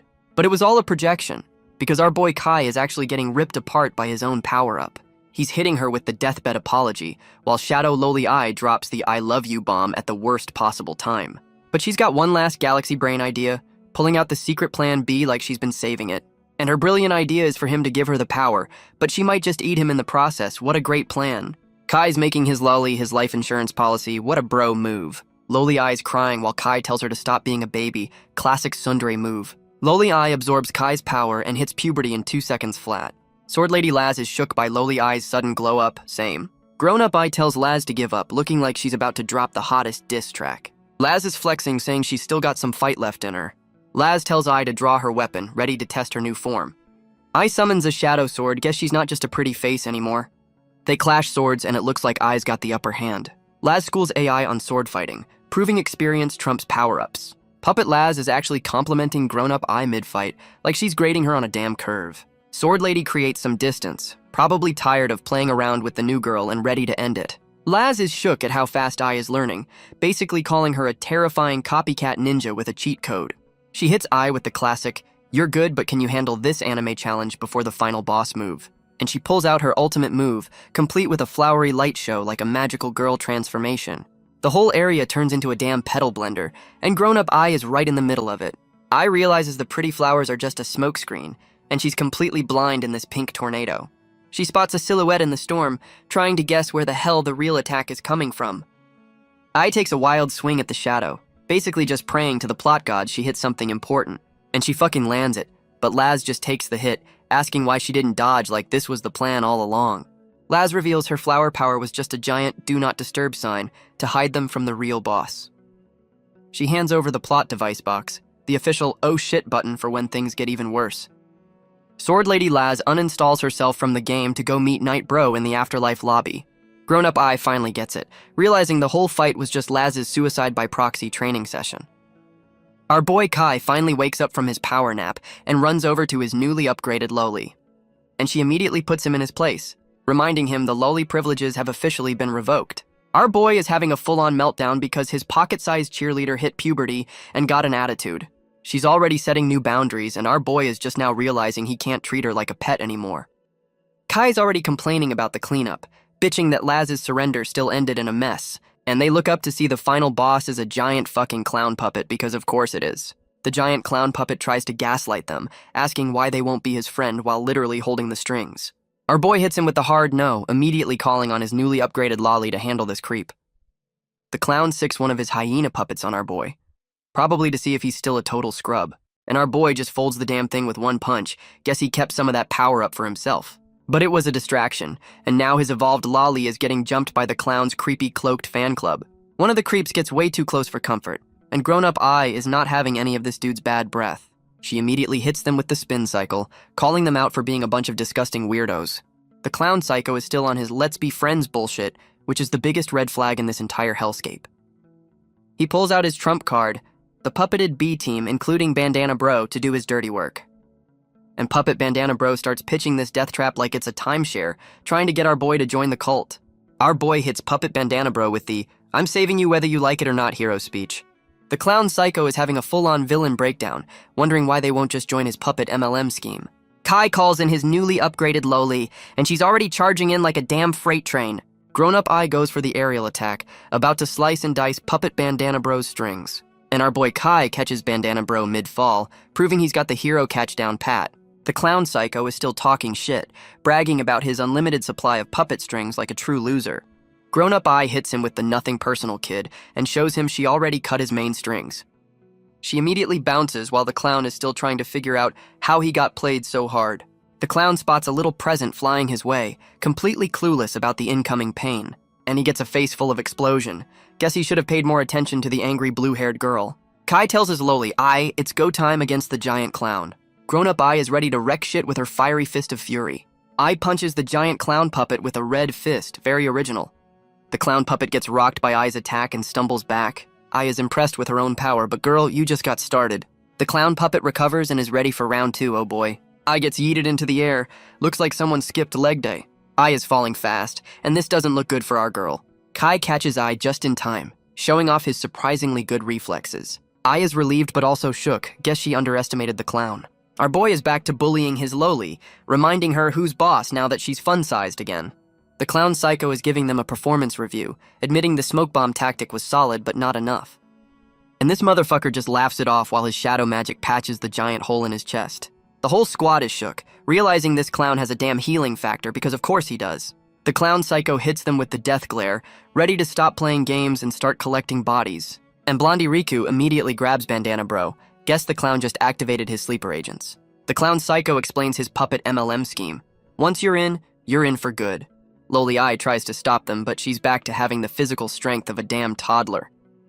This psycho calls out her bluff, realizing her big glow-up has a massive cooldown period, and he hits them with the final boss pose, declaring the game is over now that their ace is gone. Loli I remembers the plot device box Sword Lady gave her, and the clown is completely clueless. She opens the damn thing and unleashes a holy light show. Guess this is the fuck you button. The clown psycho's puppet strings get instantly severed. Looks like Laz's ghost is still in the fight. This psycho is absolutely livid, realizing he just got outplayed by a dead woman's retirement plan. Flashback to Laz explaining her secret weapon wasn't a sword, but this goddamn loot box. She explains the box is a battery pack filled with the souls of everyone who died for the cause. Her original plan was to nuke the boss from the inside, but our boy's crew gave her a better option. Grown-up I promises to carry on her will, as Laz finally logs off for good. And with that, I says her final goodbyes, pouring one out for the real MVP of this arc. The Holy Light show just gave Shirtless Bro a power-up, and he's breaking his strings like a damn boss. Shirtless Bro is feeling the gains, absorbing the power of all the dead main characters like a damn sponge. Loli I hits our boy with the emotional support speech, telling him not to fuck up this final gift from the dead squad. Our boy Kai goes full shonen mode, summoning a new sword and talking about the power of friendship and hope. He charges in with the ghost of the A-team backing him up, ready to deliver the final friendship-powered beatdown. And he slices the clown psycho clean in half, a perfect one-shot that is definitely not too good to be true. The clown psycho just laughs it off, calling their power of hope cute before he probably reveals his second health bar. This psycho hits him with the sarcastic, "You win," and our boy is just kneeling there, completely gassed from one attack. Our boy is trying to catch his breath while the clown's body fades, but this victory feels way too fucking easy. And of course it was a trap, as some random laser beam zips past his head because the boss is never dead. The power-up immediately backfires, giving our boy a migraine from hell while his loli panics. Loli I is having a full-on panic attack because her master's brain just hit the 404 error screen. Our boy is screaming about his head hurting. Guess that friendship power-up had some serious side effects. And Bandana Bro is yelling that it's useless. confirming our boy's big finisher was just a flashy firecracker. Bandana Bro drops the lore bomb. The clown was a puppet, and the real boss is some emo bead. He's giving them the believe in the heart of the cards speech while our boy is still rebooting. And now Bandana Bro is putting all his faith in the guy who's currently having a system failure. Our boy suddenly teleports to a new area because his brain just decided to load a different save file, and he's immediately watching some Viking wannabe kick the shit out of a dude over a food dispute. The poor bastard is begging for his life, saying they're all gonna starve, but this is not a democracy. The Viking psycho just says then die, proving that customer service in this world is absolute trash. Our boy Kai tries to play hero in someone else's flashback, which is a bold move, and he phases right through the Viking psycho, realizing he's just a ghost in this cutscene. His brain finally boots up, questioning if he's in a memory or just watching some high-def illusions. The Viking psycho is on his "your lives are worthless" speech, really selling the whole villain starter pack. He then tries to delegate the bullying, telling the poor bastard to go shake down some other dude for food. And who shows up but the final boss, a purple-haired psycho in a suit with his creepy-ass clown sidekick. This psycho tries to gaslight the victim with some bullshit about music healing the soul. He's whispering sweet nothings about hope, which is villain for "I'm about to ruin your life." The Viking psycho is getting pissed, demanding they stop the therapy session and hand over the damn food. And just like that, our boy gets teleported again, this time to a cave, because this boss loves changing the map. The Viking psycho is standing over a pile of bodies, asking why these weaklings even tried to fight him. He's trying to recruit the purple-haired psycho, asking why he'd side with a bunch of damn losers. The purple-haired psycho gives his "for the people" speech while clutching his creepy-ass clown doll. The Viking psycho is done talking and immediately chooses violence, charging in for the kill. This psycho starts crying blood and apologizing to his clown doll, which is a whole new level of weird. And the purple-haired psycho goes full Dr. Octopus, sprouting a bunch of creepy red tentacles. The Viking psycho realizes he's surrounded by puppets controlled by these weird-ass piano wires. He's completely unfazed, basically calling out the puppet master's whole gimmick as a cheap party trick. But the psycho reveals his wires are just straws to suck up everyone else's power for a massive boost. And he's screaming his head off, looking like he's about to explode from all that borrowed power. The Viking psycho is talking shit, saying the purple-haired psycho can't handle the juice. What a classic rookie mistake. And his creepy clown doll is begging him to stop, acting like the damn voice of reason in this psycho fest. The purple-haired psycho pulls the same move as our boy, about to transfer his power and hoping he doesn't get eaten. He hits his clown with the deathbed request, telling him to save the squad. What a surprisingly noble exit. And the clown doll absorbs the power, going full Super Saiyan while his master takes a dirt nap. The clown goes full Gigantamax, and the Viking psycho is rightfully shitting himself, asking why the toy got so big. And the giant clown puppet winds up for the bitch slap of the century, ready to delete this Viking wannabe. Yep, the Viking psycho just got turned into a modern art masterpiece of red paint. What a way to go. And we're back to the present, where Blondie Riku is screaming that the whole damn memory cave is collapsing. The whole mental server is crashing, and our boy is still stuck in the middle of this goddamn system failure. Our boy's brain finally catches up, realizing the creepy clown doll was the real final boss all along. The clown psycho explains he also got a power-up from his master, but he went feral and ate him. He's claiming to be sane now, ready to fulfill his master's wish, which is villain speak for, "I'm about to do some fucked up shit." This psycho is rebuilding his body with shadow strings, talking about creating a safe haven by enslaving everyone. Our boy argues about freedom, but the clown says his soul is in his eyes and it's time for a goddamn soul battle. And just like that, our boy gets tied up by a bunch of red strings, backed by the clown's whole puppet fan club. The clown psycho hits him with the smug villain face, bragging that he can't lose on his home turf. Our boy tries the therapy no jutsu, asking if his master really wanted him to be a creepy puppet master. The clown is not having it, screaming that he's a good little puppet while yanking our boy in for the kill. Our boy goes for the Hail Mary, charging in with his sword while still tied up like a damn Christmas ham. Our boy actually lands the hit, turning the clown psycho into a goddamn shish kebab with the power of friendship. Kai hits him with the therapy no jutsu again, calling him out for disrespecting his dead master's wishes. The clown psycho is actually having a moment of clarity, realizing he completely fumbled his master's final request. This psycho decides to go out with a bang, promising to dump all his power into the plot device box. And he goes full self-destruct, turning into a damn energy vortex to charge up the loot box. The plot device is now fully charged, and the clown has officially uninstalled himself from the game. Our boy wakes up with a headache, and the B team is just happy he didn't get a full system wipe. And our boy immediately reverts to a child and starts harassing his loli, because of course he does. Bandana Bro reminds everyone that the whole damn level is collapsing, so no time for HR complaints. Our boy is back to normal and in full leader mode, ready to walk them out of this collapsing death trap. 10 days later, And we're already at a funeral for some new red shirt knights in the middle of nowhere. One of the knights reports a whole-ass army is approaching, and they're ready to throw down. The new blue knight general looks ready to turn someone into a shish kebab, no questions asked. And it's our boy and his crew, looking like they just crawled out of a dumpster after a 10-day bender. Our boy admits his big power-up has officially expired, and now he's running on fumes and anxiety. And the B team immediately gets caught in a net, because of course they're the first ones to walk into a trap. The red shirts are screaming for their lives, proving once again they have a single job: get captured. Our boy Kai jumps in to save the cannon fodder, asking why these new knights are being such dickheads. The Blue Knight General hits them with the trespassers will be shot policy. Guess this isn't a tourist spot. But our boy and his loli are already planning their vacation, completely ignoring the death threats for food. Our boy immediately reverts to a child, shaking the knight and demanding to know where the damn snack bar is. The Blue Knight General is not amused and immediately chooses violence, trying to skewer our boy and his loli. Our boy dodges like a pro, asking why the hell they're trying to kill him when they just met. And the Blue Knight General drops the lore. They're getting jumped for being from the wrong side of the tracks. Our boy tries to play diplomat, insisting they're not here to throw hands, just to find a place to crash. The knight hits him with the "it's not you, it's me. No wait, it's definitely you" speech about being different.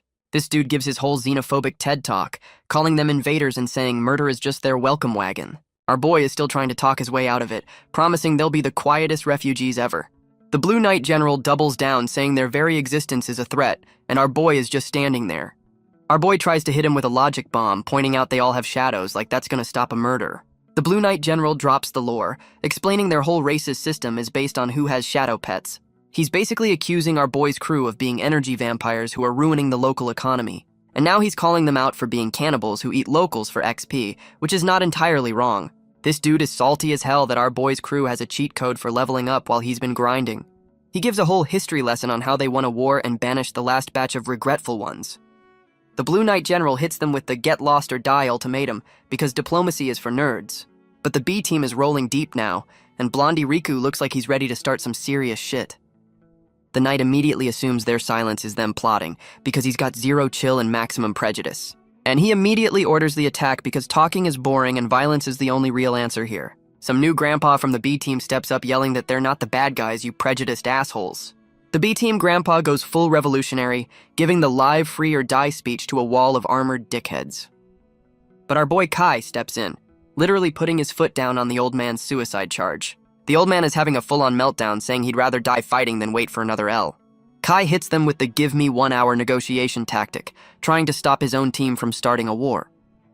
And Bandana Bro is simping over our boy's new leader Aura, finally seeing what Laz saw in this dumbass. Our boy floats up to the Blue Knight General, asking if he's really trying to start a war all by himself. He hits the knight with a logic bomb, calling out his racist bullshit for being narrow-minded and stupid. One of the knight's red shirts gets his feelings hurt and immediately asks permission to choose violence. The Blue Knight General actually tells his boy to shut up, giving our boy the floor to make his point. And Kai drops the ultimate shonen challenge, a 1v1 duel to prove they're not the bad guys. Our boy lays down the terms: if he wins, they get to squat here. If he loses, they'll bounce. The Blue Knight General is laughing his ass off, calling them delusional for wanting to live with haters. Kai hits him with the Galaxy Brain Take, offering to be his ally against whatever's got him so stressed. The Blue Knight General is like, bet, telling our boy to prove he's not just talking shit. And this dude immediately starts charging up a goddamn lightning spear. Talk about 0 to 100. Our boy realizes he can't just stand there and watch the damn power-up cutscene. He's gotta move. He rushes in to interrupt the attack, and the knight is genuinely shocked he didn't just wait to die. Kai's got his game face on, ready to throw hands before that spear gets fully charged. Our boy is throwing a whole combo, but the knight is dodging everything like he's in the damn Matrix. And this motherfucker's eyes are closed. He's literally fighting blind and still making our boy look like a scrub. The Blue Knight General tries to palm strike our boy, giving him the "it was nice knowing you" speech. And our boy just eats the hit. Guess that whole dodge like a pro thing was a one-time deal. He gets absolutely yeeted across the desert, proving he's still a damn scrub without his power-up. Loli Eye is panicking, probably realizing her master's plot armor just went on cooldown. Our boy tries to play it cool for his loli, but that little bit of blood says he's definitely not fine. And he immediately starts talking shit, calling the knight's ultimate move weak. What a fucking idiot. The knight is pissed, saying that was just the appetizer and now it's time for the main course. This dude starts charging up a whole-ass tsunami in the middle of the desert because why not? Our boy is finally realizing he might have talked shit a little too soon. What a surprise. And the Knight's fan club starts giving the full play-by-play on his ultimate move like we're at a wrestling match. The Blue Knight General hits him with the, "I respect you, so I'm gonna nuke you" logic. And our boy is about to get absolutely washed by this dude's personal portable ocean. Kai's brain is actually working, realizing if he dodges, the entire B team gets turned into red paste. The Knight hits him with the trolley problem, asking if he'll die a hero or live a coward. Our boy summons a purple frisbee and calls it a shield. What a fucking optimist. The shield immediately shatters, but the Knight is impressed he took the L for his team. The Knight takes off his helmet to reveal he's a pretty boy, then asks for more proof. And right on cue, some new problem just crash-landed in the desert to start shit. The Knight explains the final exam is to fight more regretful ones, basically Kai's people. And the final test is to murder his own kind to prove he's a good little refugee. What a psycho. Blondie Riku is having a crisis of faith, asking Kai if they can really trust the guys who just ordered a genocide. Our boy hits him with the shonen protagonist logic, saying if they don't trust anyone, they'll be homeless forever. And with that, he immediately charges the enemy, yelling that fighting is their only option. What a great diplomat. Kai opens with a massive ground pound, not even giving his own people a chance to say hello. The enemy squad gets absolutely launched, completely caught off guard by this psycho's entrance exam strategy. Bandana Bro is out here whipping people with his dead rat's tail, which is both metal and deeply concerning. The whole B team is actually holding their own, proving that surviving a death gorge is a great team-building exercise. Our boy grabs some random dude, bragging that his leadership is why they're not complete scrubs anymore. The Blue Knight's fan club is completely stunned, wondering what the hell is happening. And the Blue Knight General just drops his spear from the sky, probably tired of watching this non-lethal beatdown. And a new boss lady shows up dressed for a beach party, immediately roasting her own troops for being scrubs. The Blue Knight General is immediately on his knees, simping and making excuses for why he failed the mission. Spear Mommy Umaru turns to our boy's crew, asking why the hell they're fighting their own people. And Blondie Riku tries to play diplomat, hitting her with the "can't we all just get along" speech. Spear Mommy just laughs in his face, calling his peace treaty bullshit the dumbest thing she's ever heard. She drops the lore bomb that some 10 rulers are pulling the strings, and they're just following orders. Our boy Kai steps up, asking if she's really just going to be a mindless puppet for some unseen bosses. He hits her with the Galaxy Brain plan, team up with the enemy and start a full-blown revolution. She shuts that shit down immediately, revealing the locals are literally on the menu for her bosses. Our boy is still on his therapy no jutsu, asking what the point of all this murder hoboing really is. Spear Mommy Umaru is calling our boy a complete idiot for trying to make friends with the damn food. And she immediately chooses violence, telling our boy she'll eat him or the enemy, it's all the same to her. Our boy actually blocks the attack. Guess he's not a total scrub even without the big power-up. Spear Mommy is actually impressed, calling him skilled but still a dumbass for picking the wrong team. Our boy goes for the counter kick, still trying to prove his power of friendship bullshit isn't a total joke. She's taking him seriously now, realizing this idiot might actually have some hands after all. She gives him a full performance review before announcing she's about to use her ultimate move to end it. And she yeets her Killing Spear Whirlwind, which is just a fancy way of saying Giant Death Beyblade. Our boy manages to block the Death Beyblade, but he's definitely feeling the strain from that one. Loli Eye tries to jump in, but our boy hits her with the "I got this," probably to protect his fragile ego. Our boy hits her with the "she's my trump card" excuse, trying to look cool while his arms are probably shaking. And Spear Mommy immediately calls his bluff, dropping a whole-ass spear on his head from orbit. Our boy barely dodges, proving he's at least got some agility left after his power-up expired. He's finally realizing he can't win a long-range fight and needs to get up close and personal. Spear Mommy is just flexing now, basically telling him he can't even touch her weapon, let alone her. So his brilliant plan is to just tank the magic spear head-on. What could possibly go wrong? And she yeets the spear again, telling it to turn our boy into a fine red mist. Our boy actually catches the damn thing, trying to wrestle a magic spear like a complete madman. And he's got that psycho grin on his face, like he just baited her into the most obvious trap ever. And the spear just fucking explodes in his hands. Guess his plan was to just get blown up. Spear Mommy is panicking, realizing our boy pulled a Naruto and the one that exploded was just a clone. And our boy pops out of the ground like a damn sand shark, ready to turn her into a kebab with her own spear. He's using her own weapon against her, turning it into a goddamn drill to show her who's boss. Spear Mommy is absolutely livid that she got outplayed by the guy she called a dumbass 2 minutes ago. She hits him with the classic "you think that was my final form" speech, ready to pull out her real ultimate. She's dodging his attack, trying to make some space to power up her next big move. She's still talking shit while doing some fancy footwork, but our boy is not letting her get away that easy. Our boy is just watching her, waiting for an opening while she kicks up sand like a damn ballerina. And she's got that "I'm about to end this man's whole career" look. Guess the real fight starts now. She throws a punch that shatters his illusion, proving she's not just a one-trick spear pony. Spear Mommy is completely shook that our boy pulled the classic teleports behind you anime move. Our boy announces his ultimate move, Shadow Fist, which sounds like he named it in middle school. He goes full Falcon Punch, dive bombing her like he's trying to break the sound barrier, and he lands a solid gut punch, folding her like a damn lawn chair with that one. She's actually impressed he used his brain, recapping his whole strategy while trying not to puke. And now she's hitting him with the kill me offer, which is the weirdest post-fight pickup line ever. Our boy hits her with the shonen protagonist special, saying murder is bad for business. He's trying to recruit her for his new cross-faction guild, pitching her on joining the guys who just tried to kill them. Kai's on his I'll be the first speech, acting like he's about to invent world peace all by himself. And he hits her with the friendship handshake offer, trying to recruit the enemy boss like this is a damn RPG. Spear Mommy is having a full-on flashback, remembering her old master. Guess our boy's speech hit a nerve. And we're in her tragic backstory, where a baby Spear Mommy is about to risk it all for a damn loaf of bread. But of course, some asshole's hand swoops in to snatch the food right before she gets it. This dickhead pulls a sword on a kid, saying she's not worthy of the bread. What a fucking hero. And he's about to execute a literal child over a carb, promising a quick death like it's a fucking favor. But some shirtless Giga Chad swoops in to save the day, blocking the attack like a true shonen sensei. He apologizes for being late, and you can already tell this is the dude who shaped her whole worldview. And yep, she's calling him master while he gives her the "you're safe now" hug. This is 100% her origin story. She's asking him why they're always fighting, and he's giving her the war never changes speech. And he drops the final lesson. Anyone who tries to make peace in their country just gets fucking killed. Her master gives her the "we gotta survive to rebuild" speech, the classic shonen protagonist starter pack. And she's calling our boy the fool her master was talking about. Guess he's got that main character energy. Back in the present, Spear Mommy admits our boy's got that special brand of dumbass charm. She's actually considering his offer, realizing he's the fool her master predicted would show up. But she immediately hits him with the "you're not high enough level for the final bosses yet." So she's giving him a final exam. Prove he's not just talking shit or she'll keep trying to murder him. She's back on her kill or be killed bullshit, ready to throw down for her squad's survival. And she starts absorbing some dark energy because a friendly duel is too boring for this psycho. She's having a full-on power-up seizure. Guess this is her version of going Super Saiyan.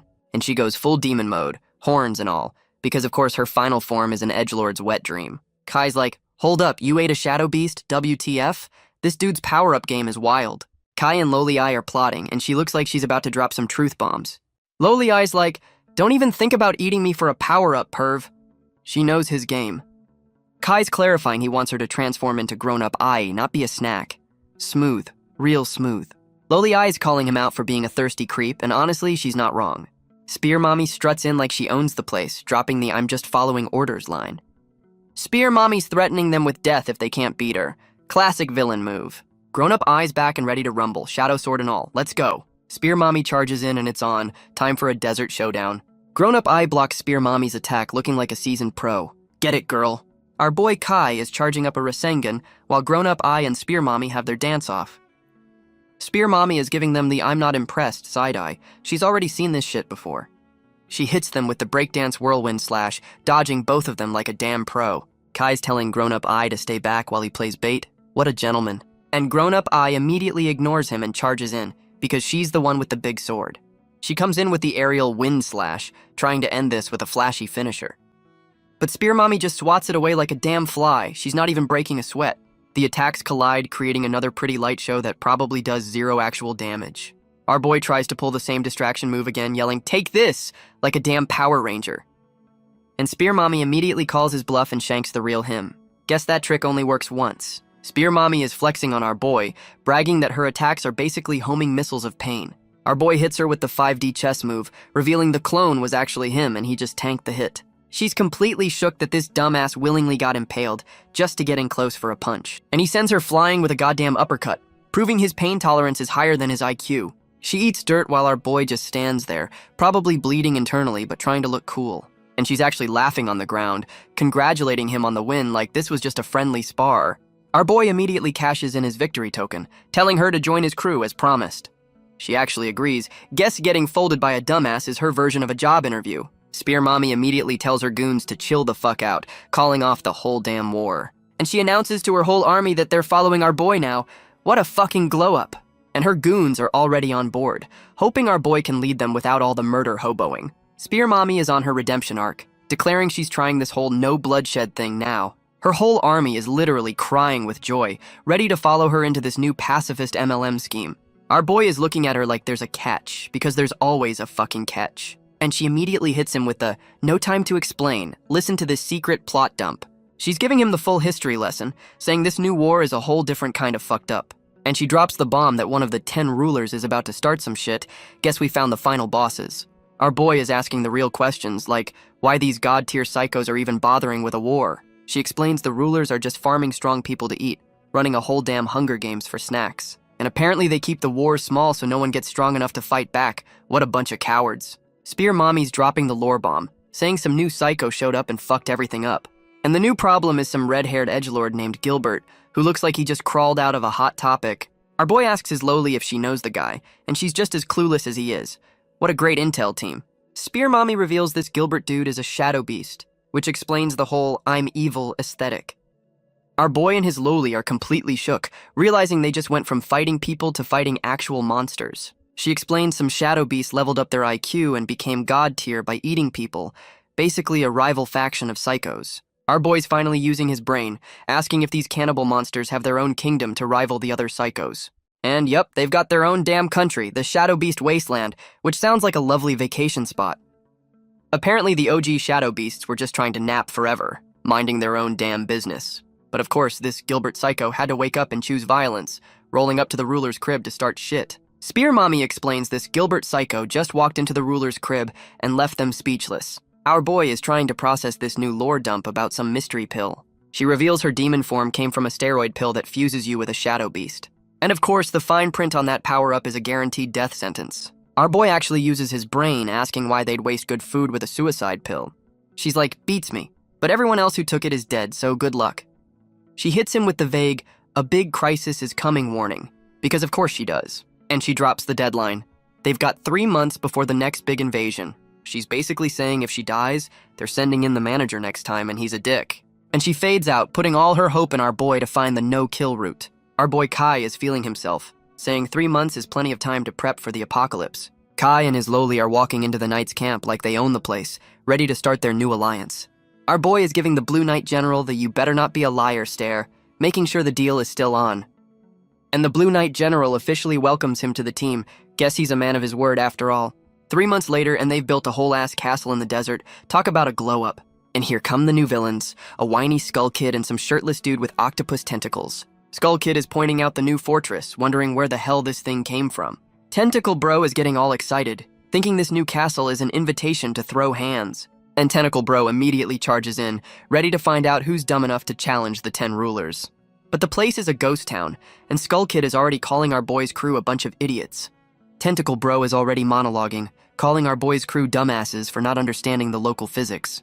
And of course, the welcome mat is a bunch of goddamn floor spikes, classic. They're just standing on the spikes, completely unimpressed, while Skull Kid gives a sarcastic, oh no scary. Tentacle Bro is giving a whole lecture on power scaling while walking through the trap like it's a damn museum. And now we've got flying axes, because this place was clearly designed by a 12-year-old D&D master. Tentacle Bro doesn't even flinch, just turns to face the incoming hardware like he's bored. He just catches the damn axe midair with his bare hand, what a fucking show-off. And then he crushes the axe head with his grip, just to make sure everyone knows he's on his bullshit. But he suddenly smells something, and his whole I'm a badass vibe immediately evaporates. This psycho is finally on high alert, realizing the lame traps were just the appetizer for the main course. And Tentacle Bro immediately gets caught in a cage looking like he's already so over this shit. He tries to punch his way out, but this ain't some cheap-ass Spirit Halloween prop cage. This psycho realizes he's been nerfed by some damn flowers. Guess our boy's been gardening. And of course our boy Kai and his Loli are watching from above like a couple of proud parents. They're giving each other a high five like they just won the damn science fair. What a couple of nerds. Tentacle Bro spots them, demanding to know who built this surprisingly sturdy piece of shit. Our boy Kai hits him with the smug protagonist pose, ready to drop his master plan. He gives a whole-ass lecture on teamwork, like this is some after-school special about friendship. Kai is still flexing his power of teamwork speech, acting like he just invented the concept. But Tentacle Bro hits him with the, you forgot my partner, revealing Skull Kid is still outside. And Skull Kid finally makes his entrance, acting all high and mighty like he wasn't just standing outside. This little psycho is complaining that our boy is trying to end the fight too soon. What a damn weirdo. Skull Kid is pissed that they put his boy Tentacle Bro in a cage, like he just insulted his favorite streamer. And this little simp is actually fawning over how cool Tentacle Bro looks in a cage, get a damn room. Skull Kid goes full edgelord, pointing at our boy and declaring his death sentence for the crime of trapping his boss. And he immediately starts throwing hands, sending a whole-ass tornado at them without even saying hello. Our boy Kai grabs his loli and dodges, complaining about this psycho's lack of manners. What a gentleman. Skull Kid is genuinely shocked they dodged. Guess he thought they'd just stand there and take it.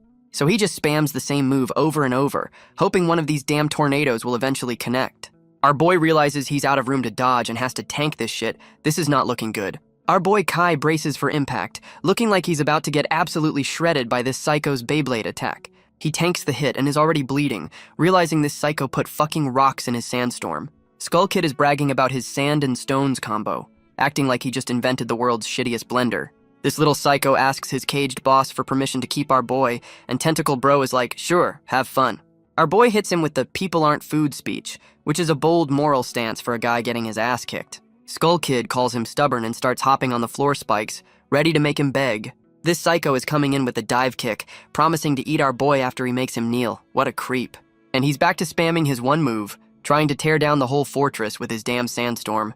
The giant tornado is back and Skull Kid is taunting them from the sky like a true edgelord. Our boy decides there's only one way to deal with this, which probably means he's about to do something incredibly stupid. Kai tells Loli Eye it's go time, about to pull some crazy shit. Loli Eye is shook, wondering what this dumbass is planning now. Kai yeets Loli Eye like a goddamn football, what a gentleman. Kai sends a water tornado at Skull Kid, guess he's learned a new trick. Skull Kid is unimpressed, calling this infighting a snooze fest. Skull Kid watches the tornado approach, wondering if it's even worth dodging. Grown-up Eye slices through the tornado like it's nothing, what a badass. Grown-up Eye spins around Skull Kid, creating a water vortex. Skull Kid is still unimpressed, saying she's just delaying the inevitable. Grown-up Eye tells Skull Kid she'll keep slashing until she lands a hit. Skull Kid is screaming for his boss, realizing Grown-up Eye is actually about to turn him into sushi. And Tentacle Bro is just chilling in his cage, drinking, completely ignoring his boy's panic attack. Tentacle Bro finally gets up, calling his own subordinate useless and announcing playtime is officially over. This psycho starts monologuing, asking our boy why he's a commander while Spear Mommy is just a warden.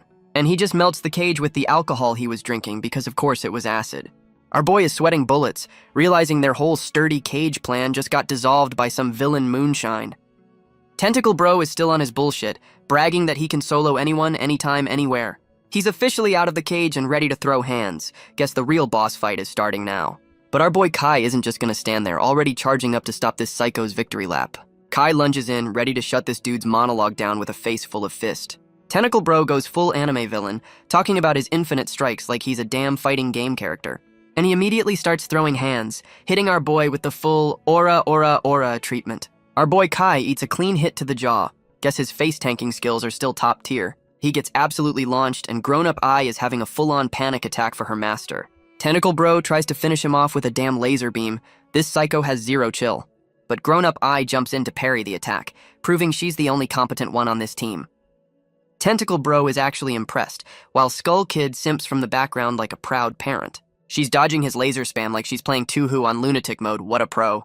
Grown-up Eye goes for the counter slash, trying to put this psycho in his place. And she's completely shook that her sword didn't even scratch his attack.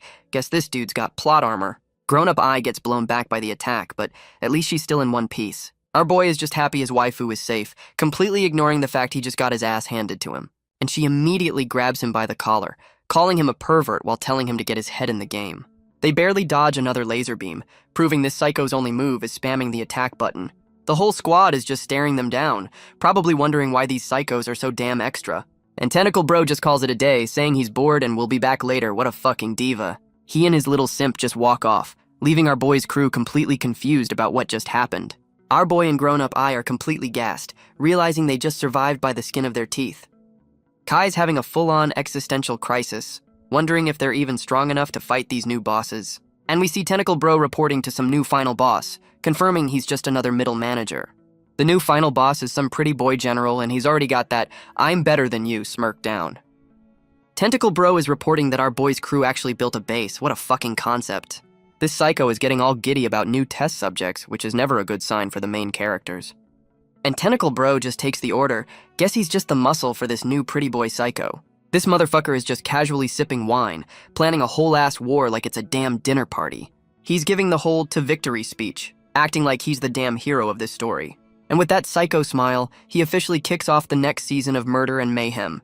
1 month later, and our boy's crew has a whole-ass peace fortress, which is just asking for trouble. And Bandana Bro has been demoted to the fucking secretary, drowning in a sea of paperwork. My man is so stressed he's trying to write with 2 pens at once. Guess peace is hell on the wrists. And Bandana Bro is having a full-on mental breakdown, realizing peace is just a different kind of war. He's officially had enough of this desk job and is on a mission to make our boy share the pain. And where's our fearless leader? Passed the fuck out in the middle of the training grounds. Our boy and his lowly are just napping the day away, completely oblivious to the incoming paperwork-fueled rage. Kai's slacker senses finally kick in, realizing his nap is about to be rudely interrupted. He greets Bandana Bro like he didn't just delegate his entire workload onto him. What a great boss. Bandana Bro is radiating pure, unadulterated rage at the sight of this lazy dumbass. And he goes full shadow mode, ready to file a formal complaint directly into our boy's face. Bandana Bro is chasing our boy down, screaming about broken promises and the horrors of middle management. And now our boy is getting hazed by his own secretary, learning you don't fuck with the admin department. Our boy is paying for his nap time with 1,000 push-ups, using his lolly as a goddamn weighted vest. He finally hits the 1,000 rep mark, looking like his arms are about to fall the fuck off. And Loli Eye is already back to simping, calling him amazing for doing his punishment workout. Bandana Bro is still on his ass, calling him arrogant for thinking a new wall will solve all their problems. Our boy hits him with the smug, "Don't worry about me," like he didn't just get folded by Tentacle Bro.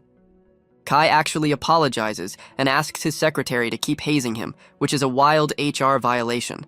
Bandana Bro is still the voice of reason, asking if their new sandcastle is really gonna stop the next psycho. Our boy goes full shonen protagonist, giving a thumbs up and promising a safe space for everyone to grind XP. Kai hits him with the "You prefer chaos?" line, while Bandana Bro just looks so done with this dude's optimism. And he ends with the friendship shoulder pat, talking about flying home like he's about to invent an airplane. Kai's on his power of hope bullshit again, and Bandana Bro is just wondering if it's too late to find a new leader. And Bandana Bro is actually buying into the dumbass's optimism. Guess the Stockholm Syndrome is kicking in. Our boy announces a new alliance and immediately delegates all the actual work to Bandana Bro so he can nap. And he just fucking bolts, leaving his secretary to handle international diplomacy. What a king. Bandana Bro is having his daily "why did I sign up for this shit" moment, a true middle manager's lament. And here comes the welcoming committee, led by some pretty boy in a vest I'm gonna call Flower Boy. Flower Boy is already stressing out his red shirts, worried his boss is gonna give him a bad performance review. His goon points out the new arrivals, and Flower Boy looks like he's already over this whole diplomacy thing. And the new envoy is some goth Loli with her squad of mysterious cloaked edgelords. Flower Boy officially welcomes Goth Loli to the Peace Fortress, which is the most ironic name for this place. Flower Boy is already throwing shade, asking Goth Loli why our boy sent a kid to do a man's job. Goth Loli hits him with the "our house is a death trap, so we're meeting you here" excuse, real welcoming. Flower Boy is like 8-bet, telling her to lead the way like he's not already planning a hostile takeover. And the two squads take a nice, long, awkward walk through the desert. You can just feel the tension. Flower Boy's spidey senses are tingling, realizing something about this whole setup is a little too convenient. He plays it cool when Goth Loli asks what's up, but you know this dude is about to choose violence. They finally arrive at the Peace Fortress, which looks way too nice to be in the middle of this shithole. Goth Loli gives him the "look but don't touch" warning because their insurance doesn't cover dumbasses. And Flower Boy immediately drops the nice guy act, calling her out and telling his goons to get her. The welcome party immediately turns into a goddamn standoff. Guess diplomacy was never on the menu. Flower Boy is demanding answers from Goth Loli, who's just standing there looking smug as hell. He's calling out the Peace Fortress name as total bullshit, demanding to know who the hell they are. Goth Loli tries to gaslight him, insisting this is the place and inviting them into the obvious death trap. Flower Boy gives her the "you really think I'm that stupid" look, not buying her act for a second. So he just walks up to a random wall to test his theory, because fuck it, why not? And he immediately winds up to punch the shit out of it. Guess that's his version of a building inspection. He hits the wall with his Fuji Exploding Dream, which is the edgiest name for a punch I've ever heard. The whole damn wall crumbles, and he's wondering why a peace fortress has self-destructing walls. He's done playing nice and threatens to get the truth out of Goth Loli the hard way. Goth Loli drops the act, calls him clever for a fool, and immediately springs the damn trap. And the trap springs, chaining up Flower Boy's ankles like he just got put on a fantasy chain gang. His red shirts are also getting caught, screaming like they've never walked into an obvious trap before. Goth Loli's cloaked goons immediately move in for the kill, because of course this was an ambush. She hits him with the smug "it's over" speech. Guess she's seen this movie a few times. Flower Boy is laughing it off, powering up some dark energy like a pair of ankle bracelets will stop him. He goes full Wolverine with a rose claw, trying to give Goth Loli a lethal manicure. But some giant roll of toilet paper swoops in to block his attack. What the actual fuck? And now he's getting gift-wrapped like a damn mummy, completely unable to move. The toilet paper has eyes and is a shadow beast. Guess Goth Loli has a pet monster. She reveals her pet can literally draw shit into existence, so she's basically a goddamn artist. Goth Loli hits him with the smug villain pose, basically telling him to just take the L. Flower Boy tries to logic his way out of the mummy rap, warning her about starting a whole-ass war. She hits him with the "I'm doing this for a reason" excuse, acting like she's the damn hero here. Flower Boy is screaming for her terms and conditions, trying to negotiate while being gift-wrapped. Goth Loli basically tells him to shut up and wait, promising a sorry card later if he's lucky. And the whole ambush was just a clone show while our boy Kai is napping with his Loli. Our boy is complaining about being bored like he's not in the middle of a damn mission. Bandana Bro goes full rage mode, blaming our boys slacking for making them late for their own trap. Kai is still whining about being sleepy, completely ignoring his diplomatic duties for a damn nap. Bandana Bro has to physically drag his leader to the meeting, proving he's the only adult here. Our boy Kai finally gets his ass in gear, acting like he wasn't the reason they were late in the first place. And they finally arrive to find the party's already over, and the place is a goddamn disaster zone. Their whole welcoming party got wiped, and our boy is wondering who crashed the party harder than them. One of the red shirts is still breathing, and the whole crew is shook that there's even a survivor. Bandana Bro recognizes the survivor, proving he's the only one who actually knows his damn co-workers. Our boy immediately starts interrogating the dying man, because there's no time for medical attention. The dude croaks out that Goth Loli got eaten by a shadow beast to save them. What a fucking plot twist. Our boy is trying to process this, probably wondering how their own damn trap went so sideways. And without a second thought, our boy is ready to charge in and save the day as usual. But Bandana Bro hits him with the hold-up, trying to stop this dumbass from running into another trap. Bandana Bro is grilling the survivor, asking if Goth Loli was really with him, because his bullshit detector is going off. The survivor is sweating bullets, stammering out a yes like he's lying on his damn resume. And Bandana Bro immediately chooses violence, not even giving this dude a chance to finish his lie. The survivor is playing dumb, asking why he's getting jumped like he wasn't just caught in 4K. Bandana Bro hits him with the receipts, saying Goth Loli wasn't even scheduled for this meeting, you fucking liar. The imposter drops the act, admitting he's been exposed with a smug-ass grin on his face. He does a full-on magical girl transformation, complimenting Bandana Bro for having more than 2 brain cells. Our boy Kai steps in, asking why he'd betray them when they were supposed to be allies. What a fucking optimist. Kai's also wondering how this dude got a power-up so fast, finally noticing the damn power creep. And the imposter hits him with the "thanks for the training arc, dumbass," admitting he used their piece to grind XP. The imposter hits him with the "I did it for us" speech, trying to sell his betrayal as a team-building exercise. But Bandana Bro immediately calls out his bullshit, asking if team killing is really the new meta for leveling up. The imposter goes full villain mode, saying sacrifices are necessary and power is the only real justice. He hits them with the "thanks for the carry, now get out of my way or die." What a fucking gentleman. Our boy Kai goes full shonen protagonist, declaring he'll never accept anyone who kills their own damn teammates. And with his friendship speech over, he immediately charges in to beat some sense into this traitorous dumbass. The imposter is mock crying about how touching it is before pulling out a goddamn bug to do his dirty work. He unleashes his abyss centipede, which looks about as threatening as a damn gummy worm. The whole crew is just staring at this tiny-ass bug, wondering if this dude is actually serious right now. And of course, the fucking thing goes kaiju mode and tries to eat Loli Eye, because of course it does. Our boy and Bandana Bro are bracing for impact, realizing this dude's pet bug is not a fucking joke. The imposter is standing on his new kaiju, asking our boy if he's impressed with the size of his worm. This psycho is still monologuing, saying his murder bug is for war, not for our boy's friendship is magic bullshit. The whole damn desert starts shaking, and our boy is wondering if this thing's got an earthquake attack. And the ground splits open, swallowing a bunch of red shirts while our boy's crew tries not to fall in. Bandana Bro sends in his trusty rat to save the falling goons, because he's the only one doing his damn job. The rat goes full Batman mode, turning into a damn parachute to catch the falling red shirts. The rat chute is straining under the weight, looking like it's about to have a very, very bad day. Bandana Bro delegates the boss fight to our boy while he handles the rescue mission. What a fucking leader. And our boy immediately charges the giant murder bug head-on, because of course his only plan is punch it. Our boy Kai is completely caught off guard by a giant fucking rock coming out of nowhere. He immediately punches through it, asking the imposter if he really thought that would work. What a show-off. Loli Eye is simping from the sidelines while the imposter just stands on his murder bug, completely unbothered. The imposter summons a bunch of giant fucking pyramids from the sand. Guess he's an Egypt nerd. This psycho is bragging that his bug is basically a god in the desert. What a fucking tryhard. He's giving our boy the full "this is goodbye" speech while trying to turn him into a human panini. Our boy is trying to hold the pyramids apart with his bare hands, looking like he's about to get folded. The imposter is actually trying to recruit him mid-fight. Guess he respects the hustle. And Kai hits him with the classic "don't mess with me," because he'd rather die than join the bad guys. The imposter just shrugs and says, "What a shame," ready to turn our boy into a pancake. The imposter is still on his monologue, ready to turn our boy into a human panini. This psycho hits him with the "where's my partner" taunt, trying to be a damn Bond villain.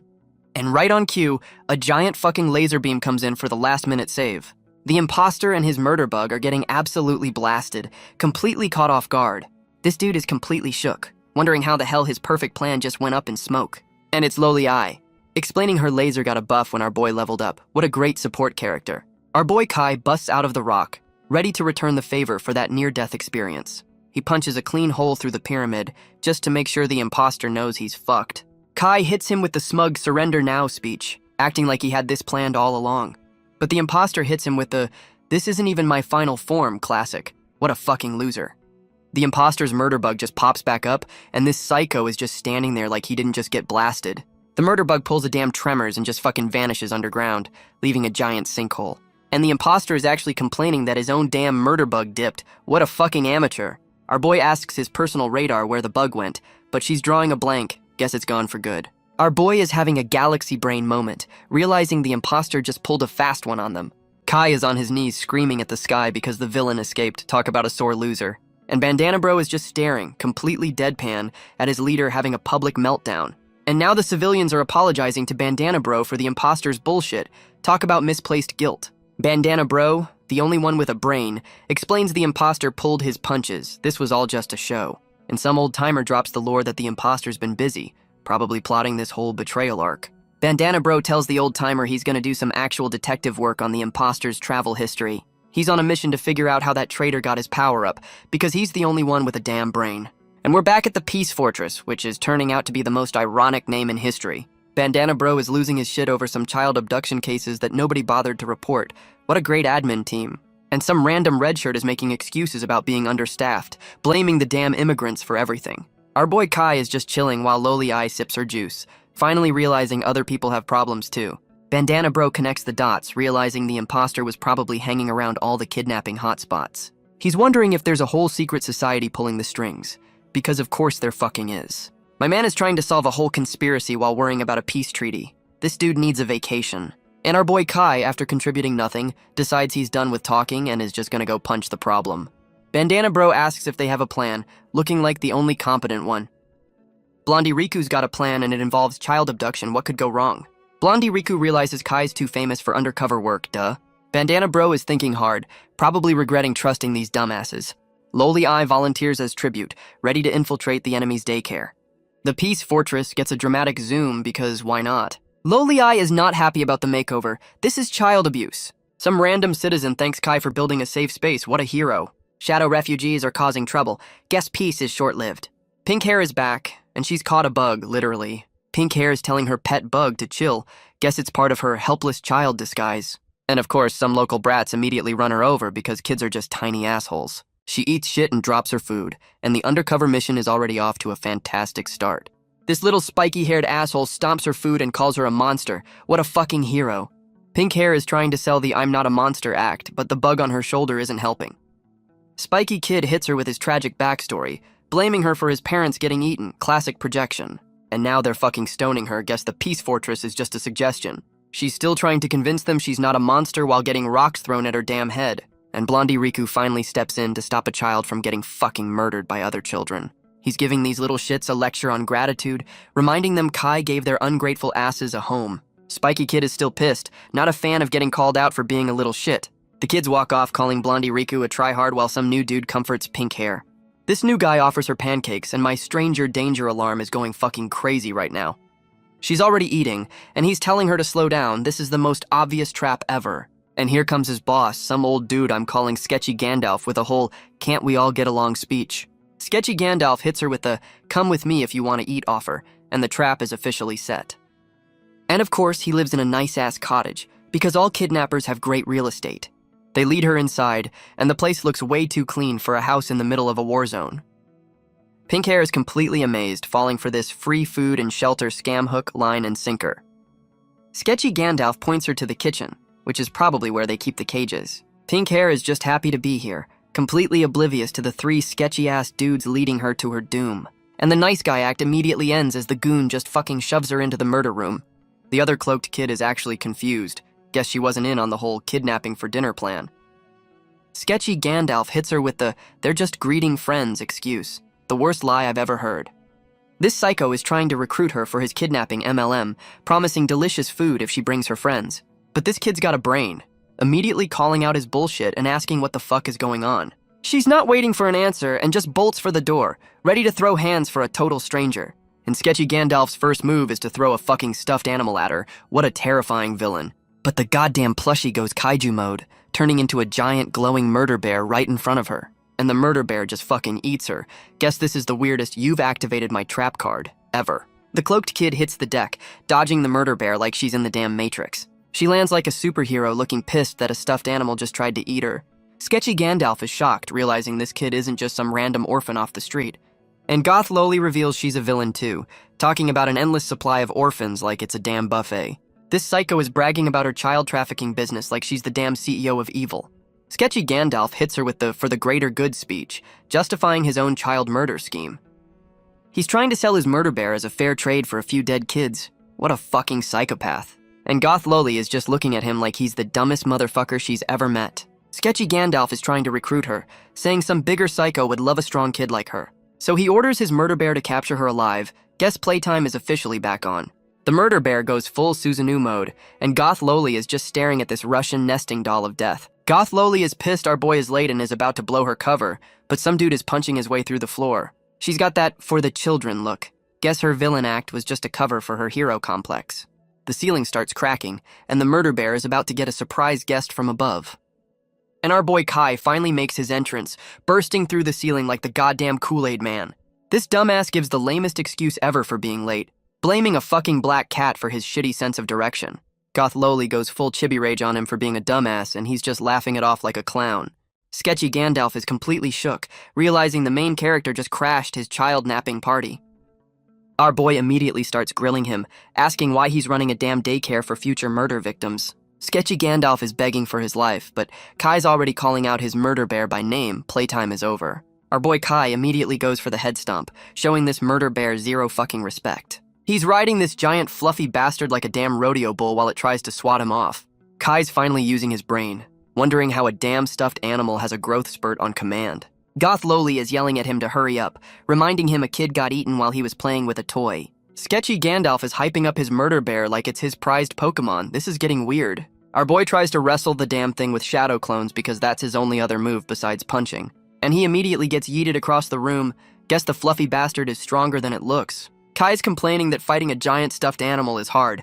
No shit, you absolute genius. Goth Loli is still yelling at him to get his shit together, and he's giving her the "I got this" look. Our boy promises to end it in 1 second, which means we're in for at least a 10-minute fight. Our boy Kai is genuinely confused that this fluffy bastard is actually putting up a fight, and he immediately gets bitch slapped across the room. So much for his 1-second promise. Goth Loli is facepalming, absolutely roasting him for getting folded right after his big speech. She's still flaming him while our boy, ever the perv, immediately asks her to transform. And Goth Loli immediately calls him out for being a thirsty weirdo. Guess some things never change. Sketchy Gandalf is on his villain monologue, bragging about his murder bear like it's the second coming. Our boy gets up and immediately starts trash talking, saying this bear is weak sauce compared to Spear Mommy. Sketchy Gandalf gets triggered and orders his one-eyed bear to turn our boy into a damn pancake. The murder bear goes for the double fist ground pound, ready to end this dumbass's whole career. And our boy catches the damn thing, trying to look cool while his arms are probably about to snap. Sketchy Gandalf is completely shook that our boy actually stopped his murder bear's attack. Kai's like, punching doesn't work on fluff, so he decides to just rip the damn thing apart. He goes full savage mode and starts tearing the arm off this giant stuffed animal.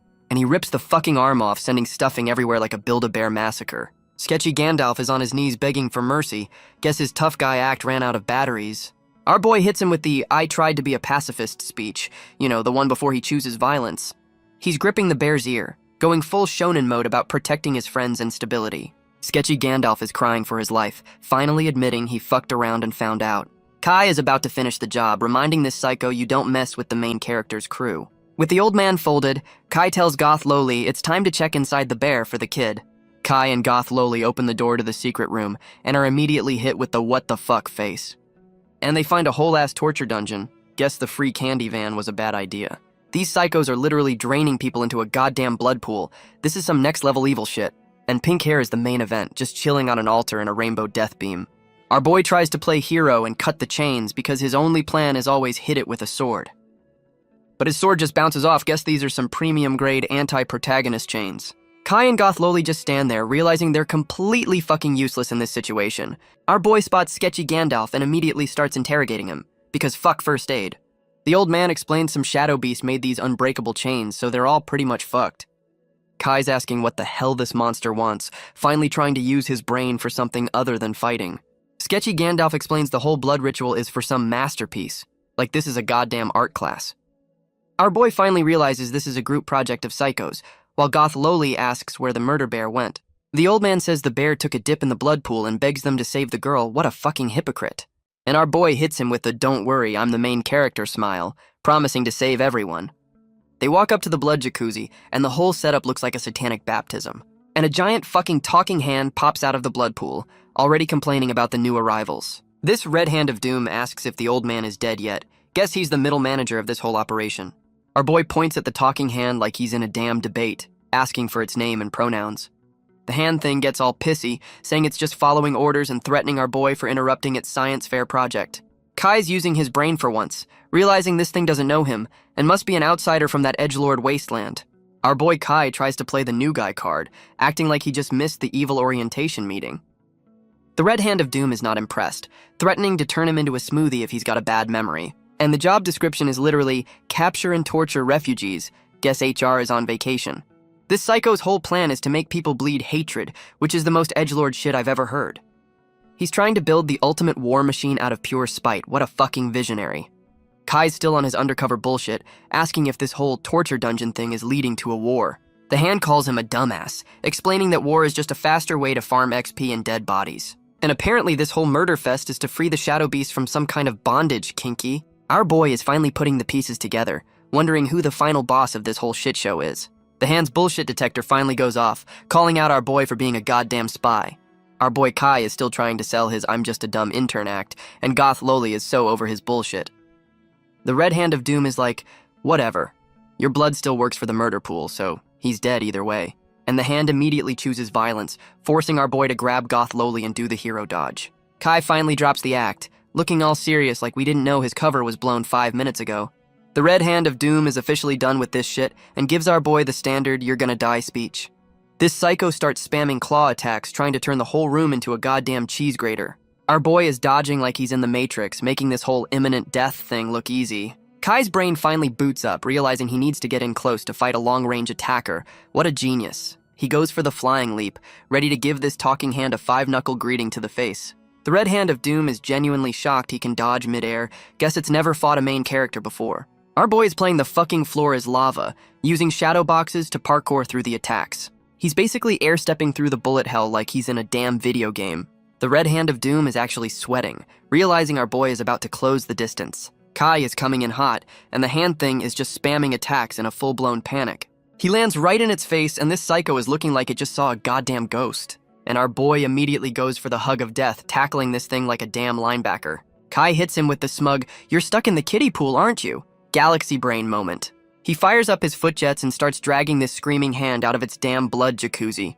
Our boy is literally yanking this psycho out of its power source. What a fucking power move. And the Red Hand of Doom immediately starts turning into a damn raisin, screaming about drying up.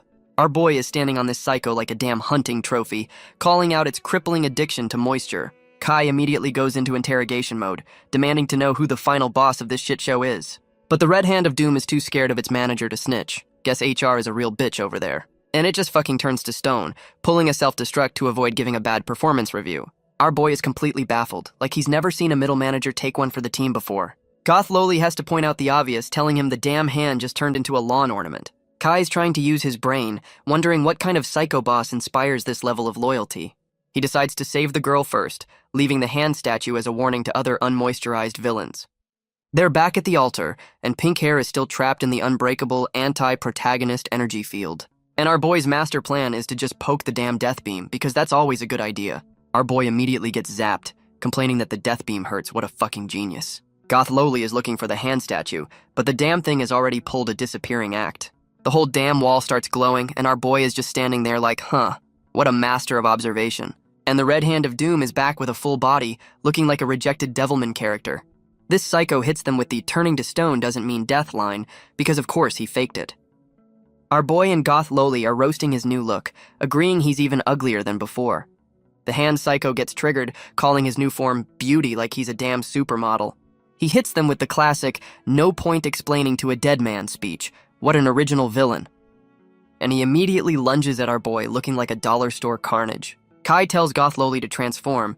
His new plan is to beat the shit out of this thing until the barrier breaks. And grown-up Ai makes her grand entrance, looking like she's about to step on someone and enjoy it. She immediately goes for the kill, charging this dollar store carnage like he owes her money. And she lands a clean stab right through the chest. You absolutely love to see it.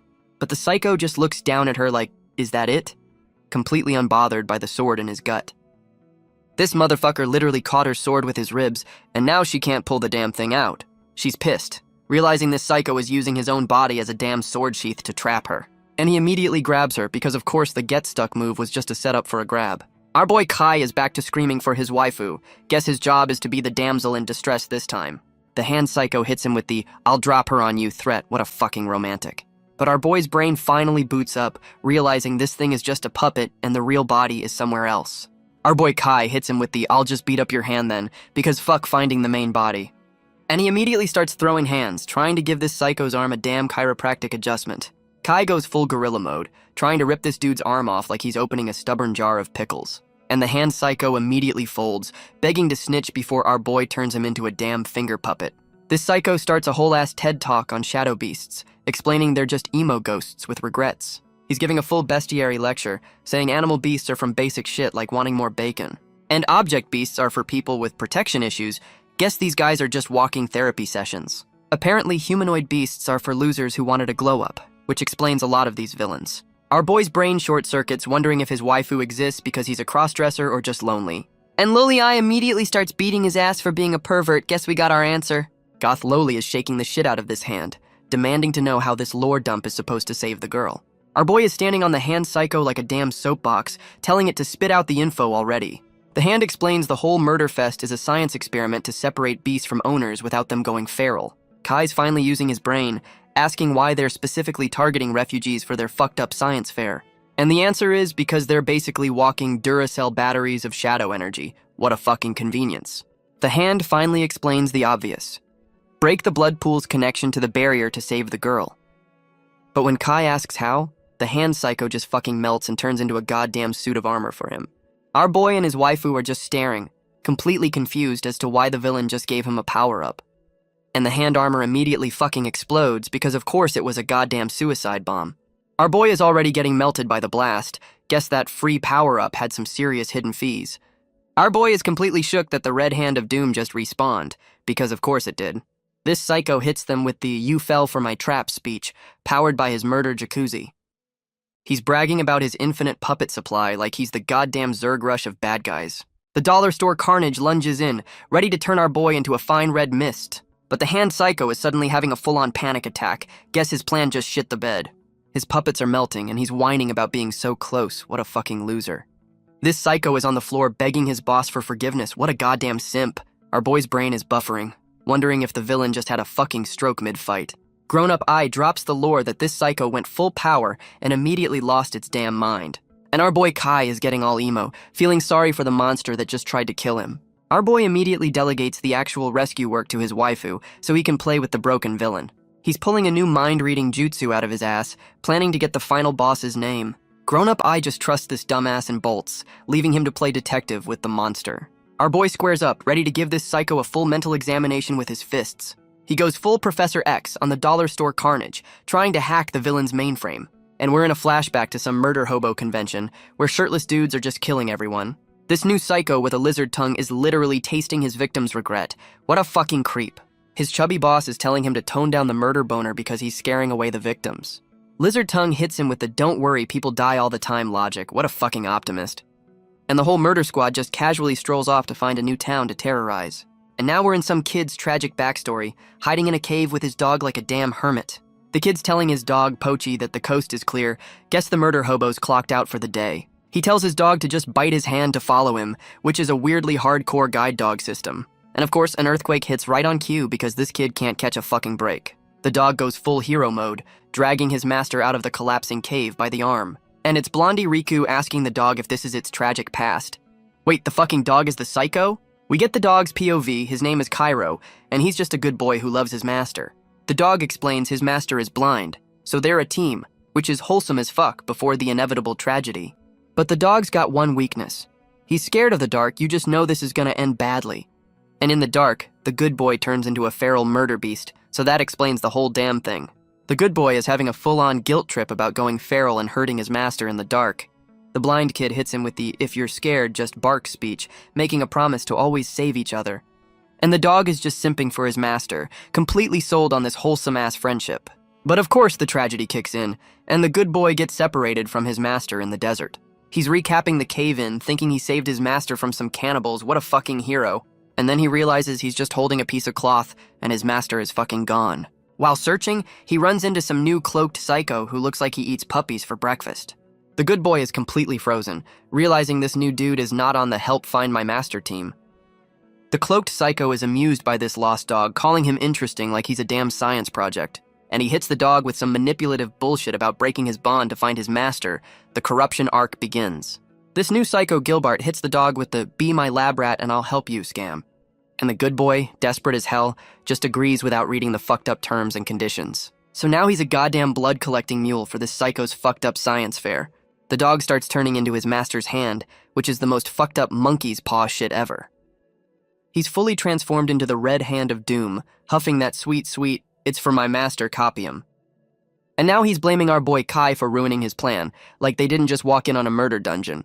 The hand psycho is having a full-on meltdown, begging his imaginary master not to leave him. Our boy Kai goes full therapist mode, asking if he's really lost or just deep in denial. The hand psycho is still screaming, "Nuh-uh, not ready to face the goddamn music." So Kai's like, "Aight, bet," powering up to serve this psycho a reality check, sword first. Our boy is forcing this psycho to watch his own tragic backstory, and the dude is not handling it well.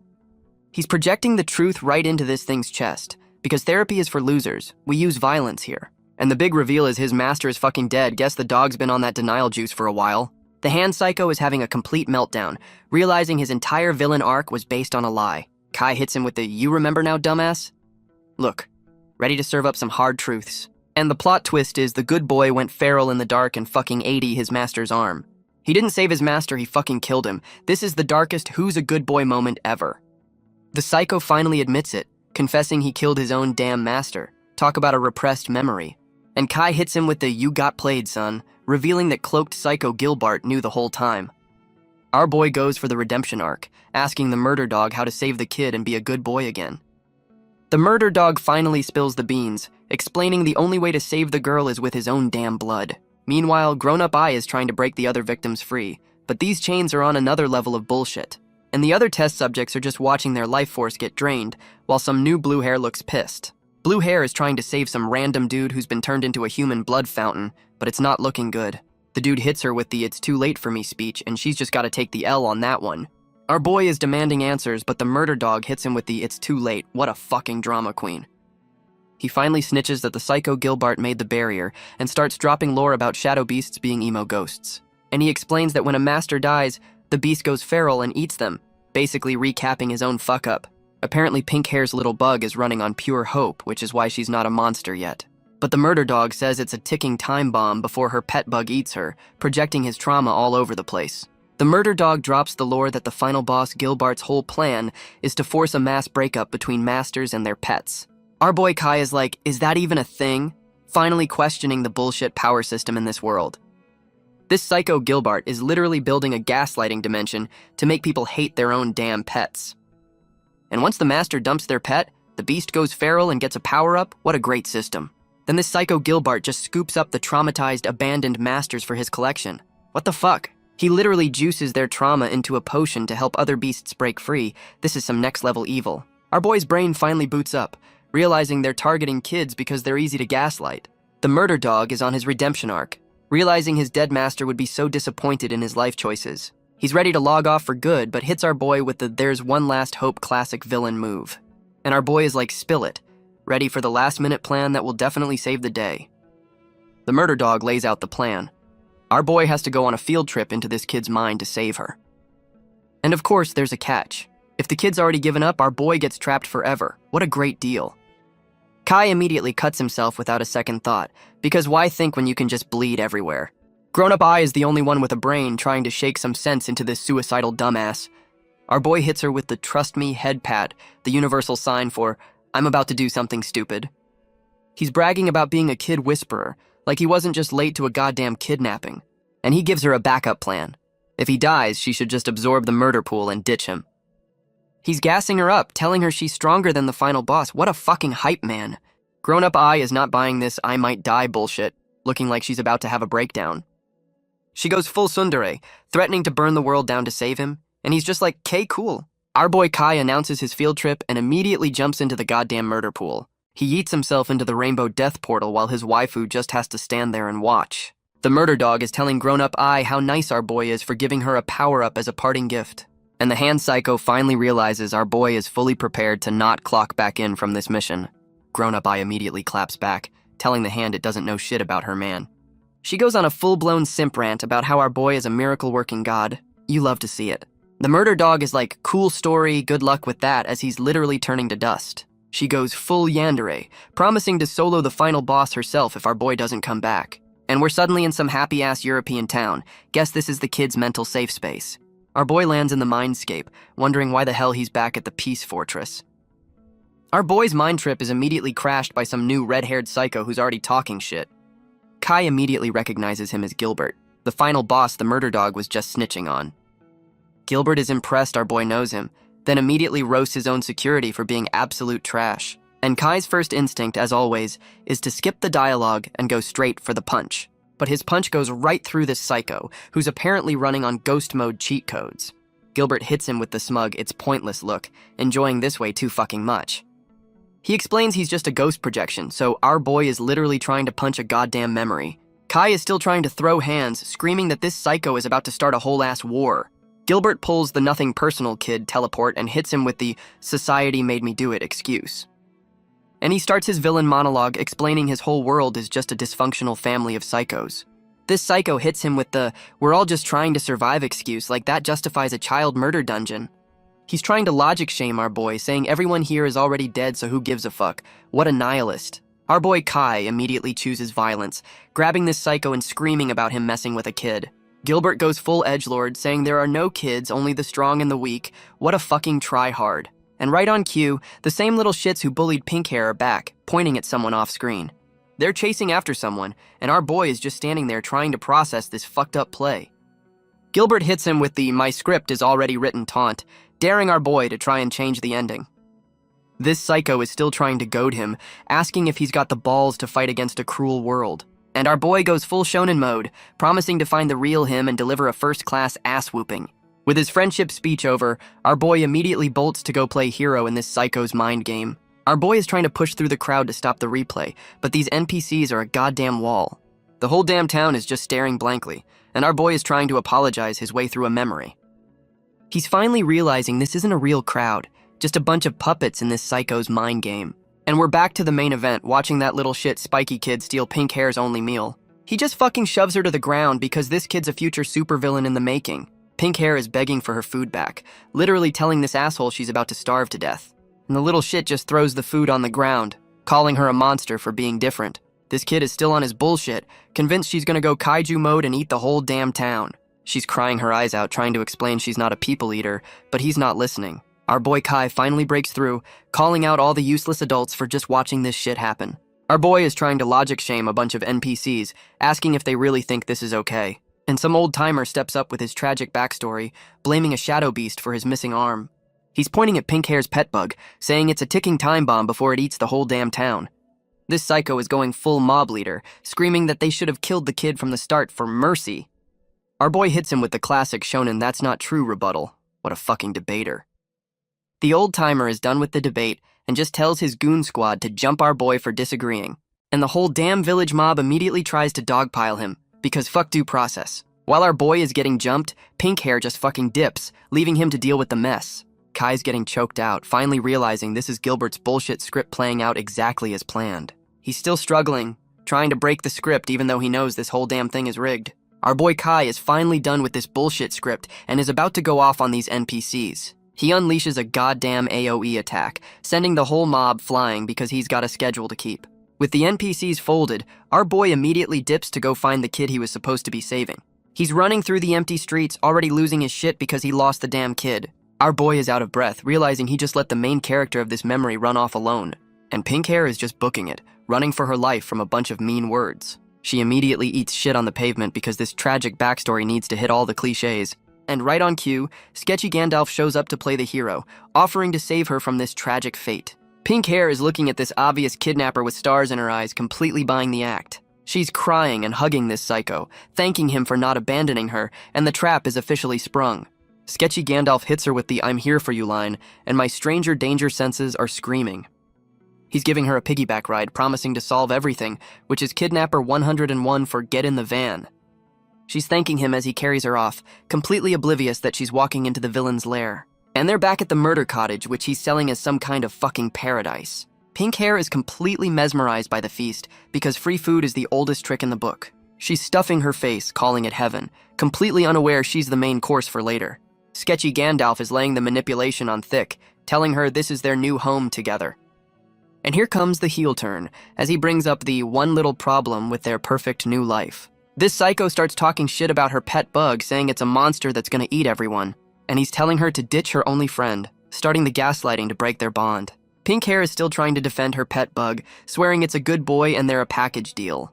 Sketchy Gandalf hits her with the "I can fix you" bullshit, telling her to just ditch the bug to be happy. He's promising her a lifetime supply of food, trying to buy her loyalty with a goddamn buffet. And the poor kid is actually hesitating. You can see the gaslighting starting to fucking work.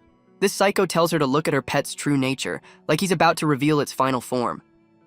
And he shows her a vision of her bug going full swarm mode, eating everything like a damn plague. He's screaming that her pet is just a hungry monster that will eventually turn on her. What a dick.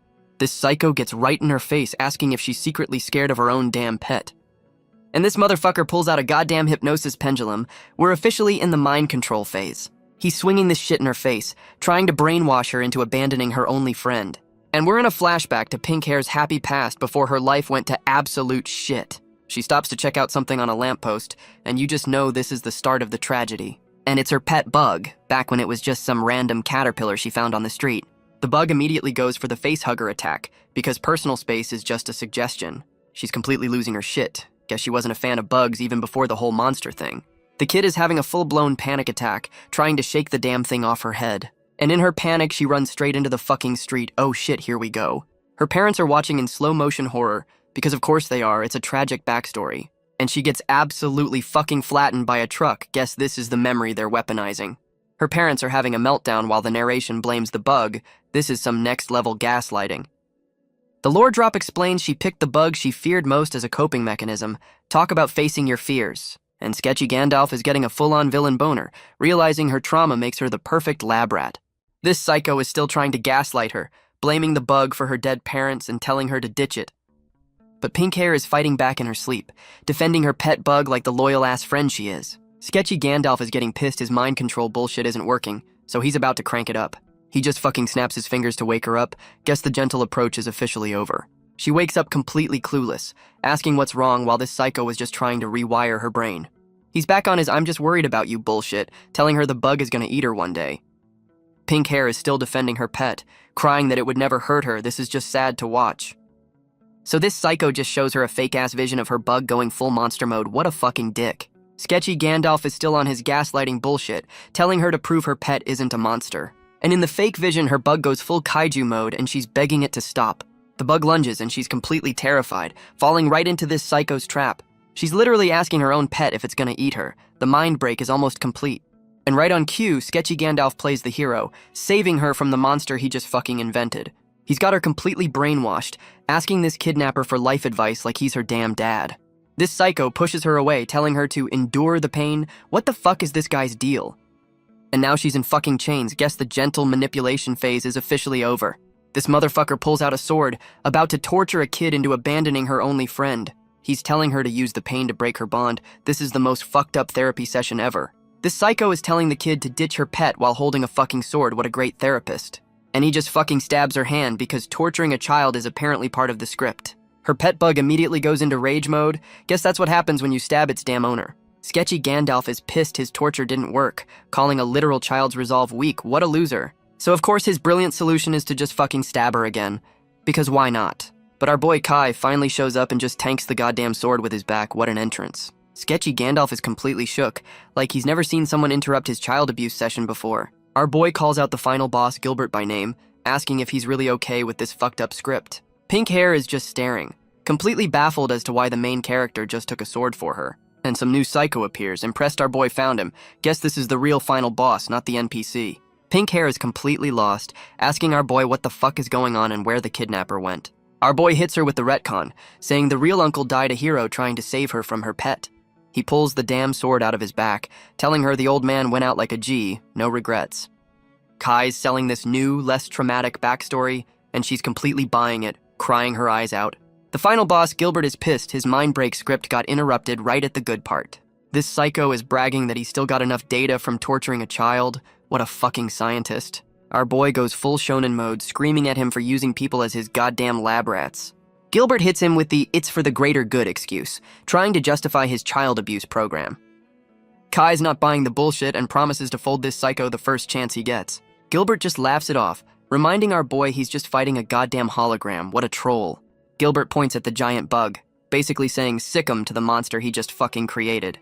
Pink Hair is asking her pet what's wrong, completely clueless that her trauma is being weaponized. This psycho is gaslighting a literal child, asking why she can't control her own damn pet.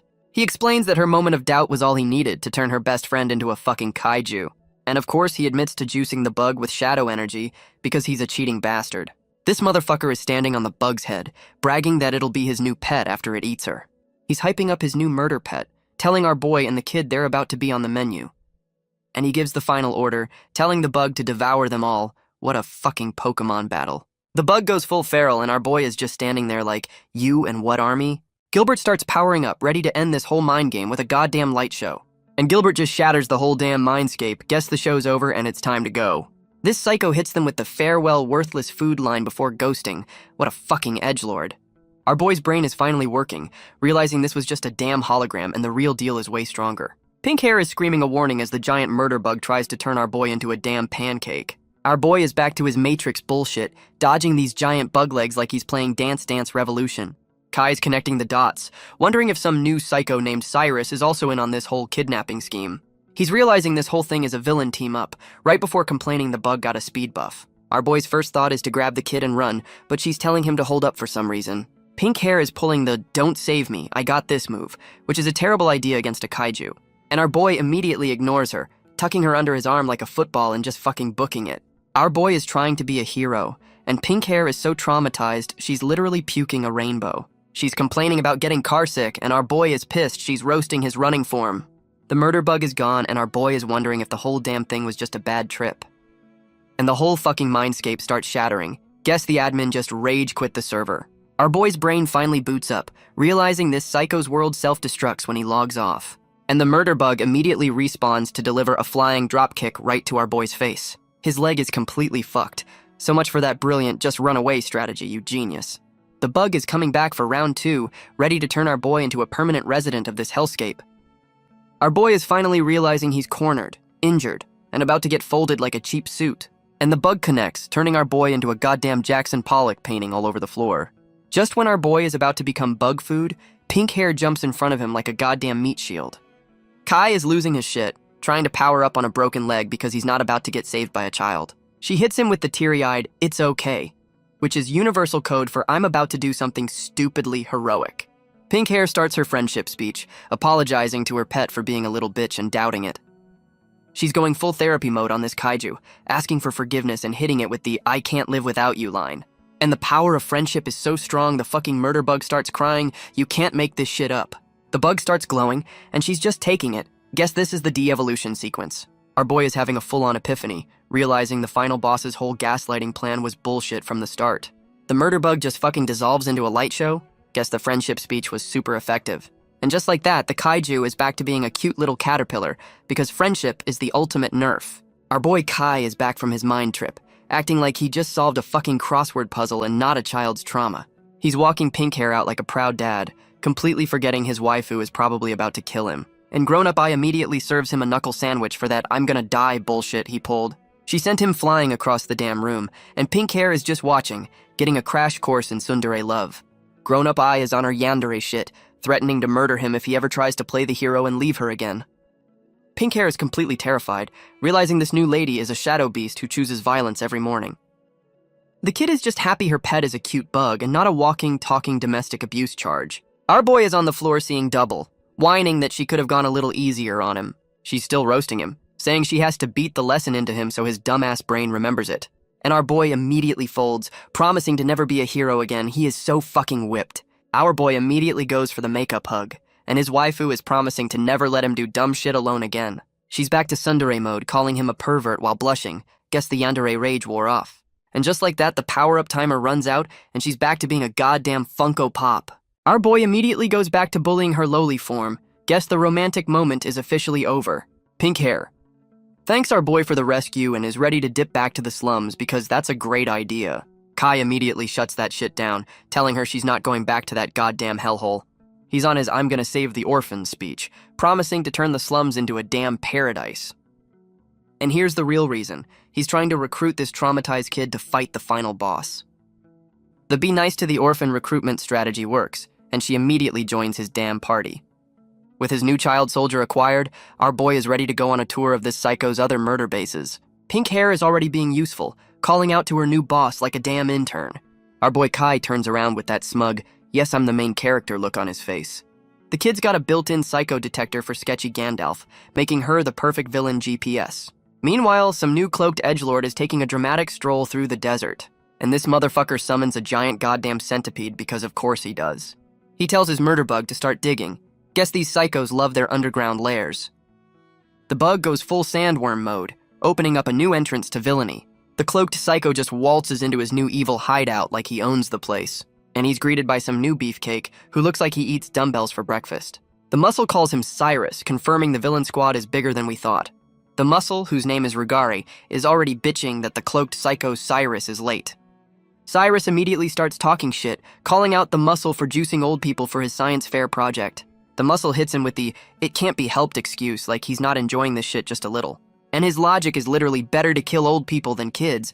What a fucking humanitarian. Some new maid girl shows up just to call Cyrus a hypocrite. Guess this villain team fucking hates each other. The muscle tells Cyrus to shut up and just bring out the sacrifices. So much for that moral high ground. And this psycho just drops a goddamn soul-trapping thermos on the ground. Here we fucking go again. The thermos opens up and starts beaming up a bunch of grandpas like a fucked up Star Trek episode. One of the old timers is begging for his life, pulling the "I have a grandson" card, but it's not gonna work.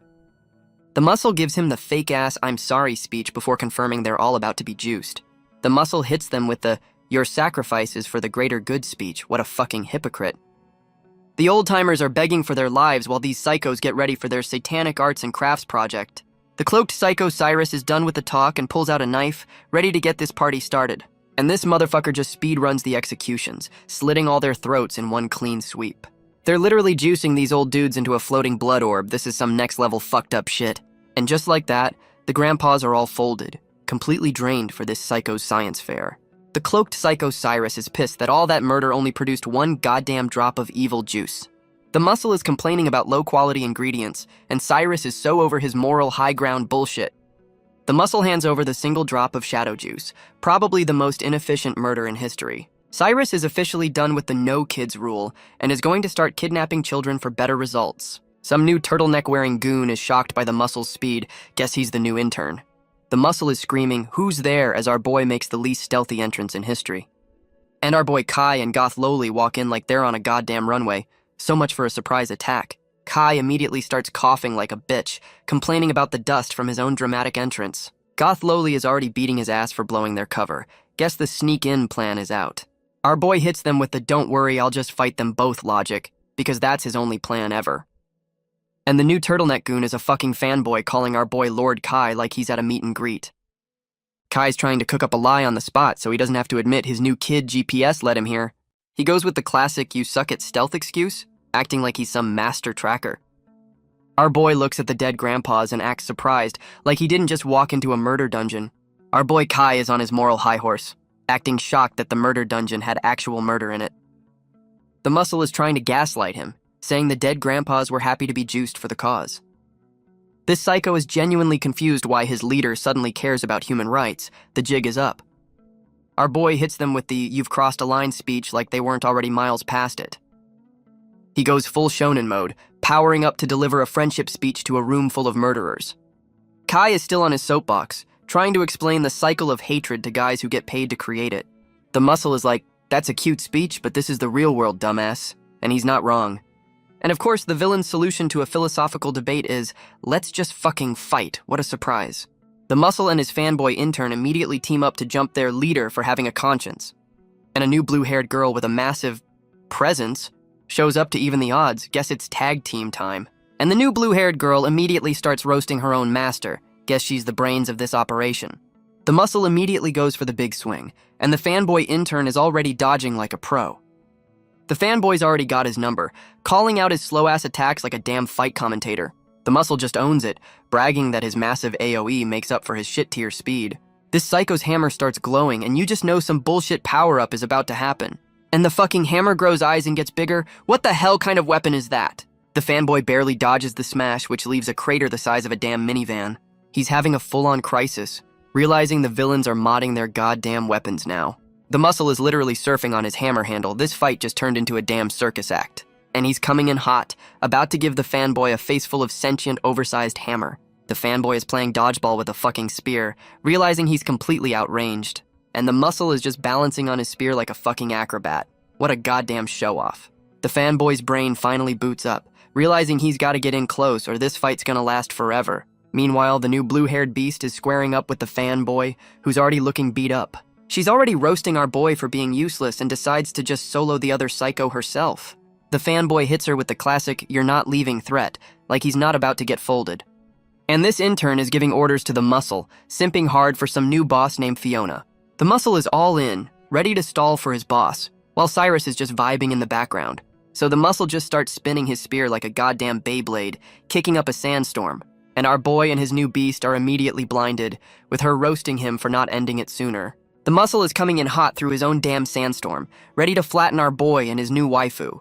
And the fanboy intern summons his own murder bug, bragging that he's about to bury the whole damn party. This simp tells his own teammate to die for some chick named Fiona. Talk about a toxic work environment. And the fanboy and his bug just fucking dip, leaving everyone else to get buried alive. What a coward. The whole damn cave starts flooding with sand, and the muscle is about to get team killed by his own intern. Our boy is pissed, realizing the fanboy just pulled the oldest trick in the book, running the fuck away. Kai's trying to logic shame the muscle, pointing out his own damn teammate just left him for dead. Our boy immediately proposes a truce because nothing brings people together like a mutual backstabbing ally. Kai goes for the hammer, but not to fight. He's trying to use the damn thing to stop the sand. And Blue Hair is losing her shit, calling our boy a dumbass for trying to team up with the enemy. The muscle rejects the truce, simping hard for some Lady Fiona and deciding to die with them instead. He goes full power-up mode, ready to bring the whole damn cave down on everyone's heads, and the whole place just goes full The Mummy Returns. You absolutely love to see it. And suddenly, we're in the middle of the desert. Guess plot armor includes a free teleport. Our boy Kai claws his way out of the sand like a goddamn zombie from a B-movie. The escape was so jarring they're both puking rainbows. Guess that's the price for skipping the boss fight. He's carrying Blue Hair out like a hero, and she's got the "don't fucking touch me" look on her face. And the whole damn villain lair just fucking explodes behind them. Guess they left the oven on. But of course, the muscle is still alive because villains in this show have more lives than a damn cat. This psycho pulls out a new glowing rock because when in doubt, just use a damn power-up. The muscle is looking beat to shit, but his compensating hammer is getting a goddamn personality. And of course, the hammer has a full set of pearly whites because why the fuck not? This psycho goes full Beyblade, powering up for one last fuck you to the world. Our boy explains he ate the grandpa juice, and blue hair is just trying to keep up with the bullshit.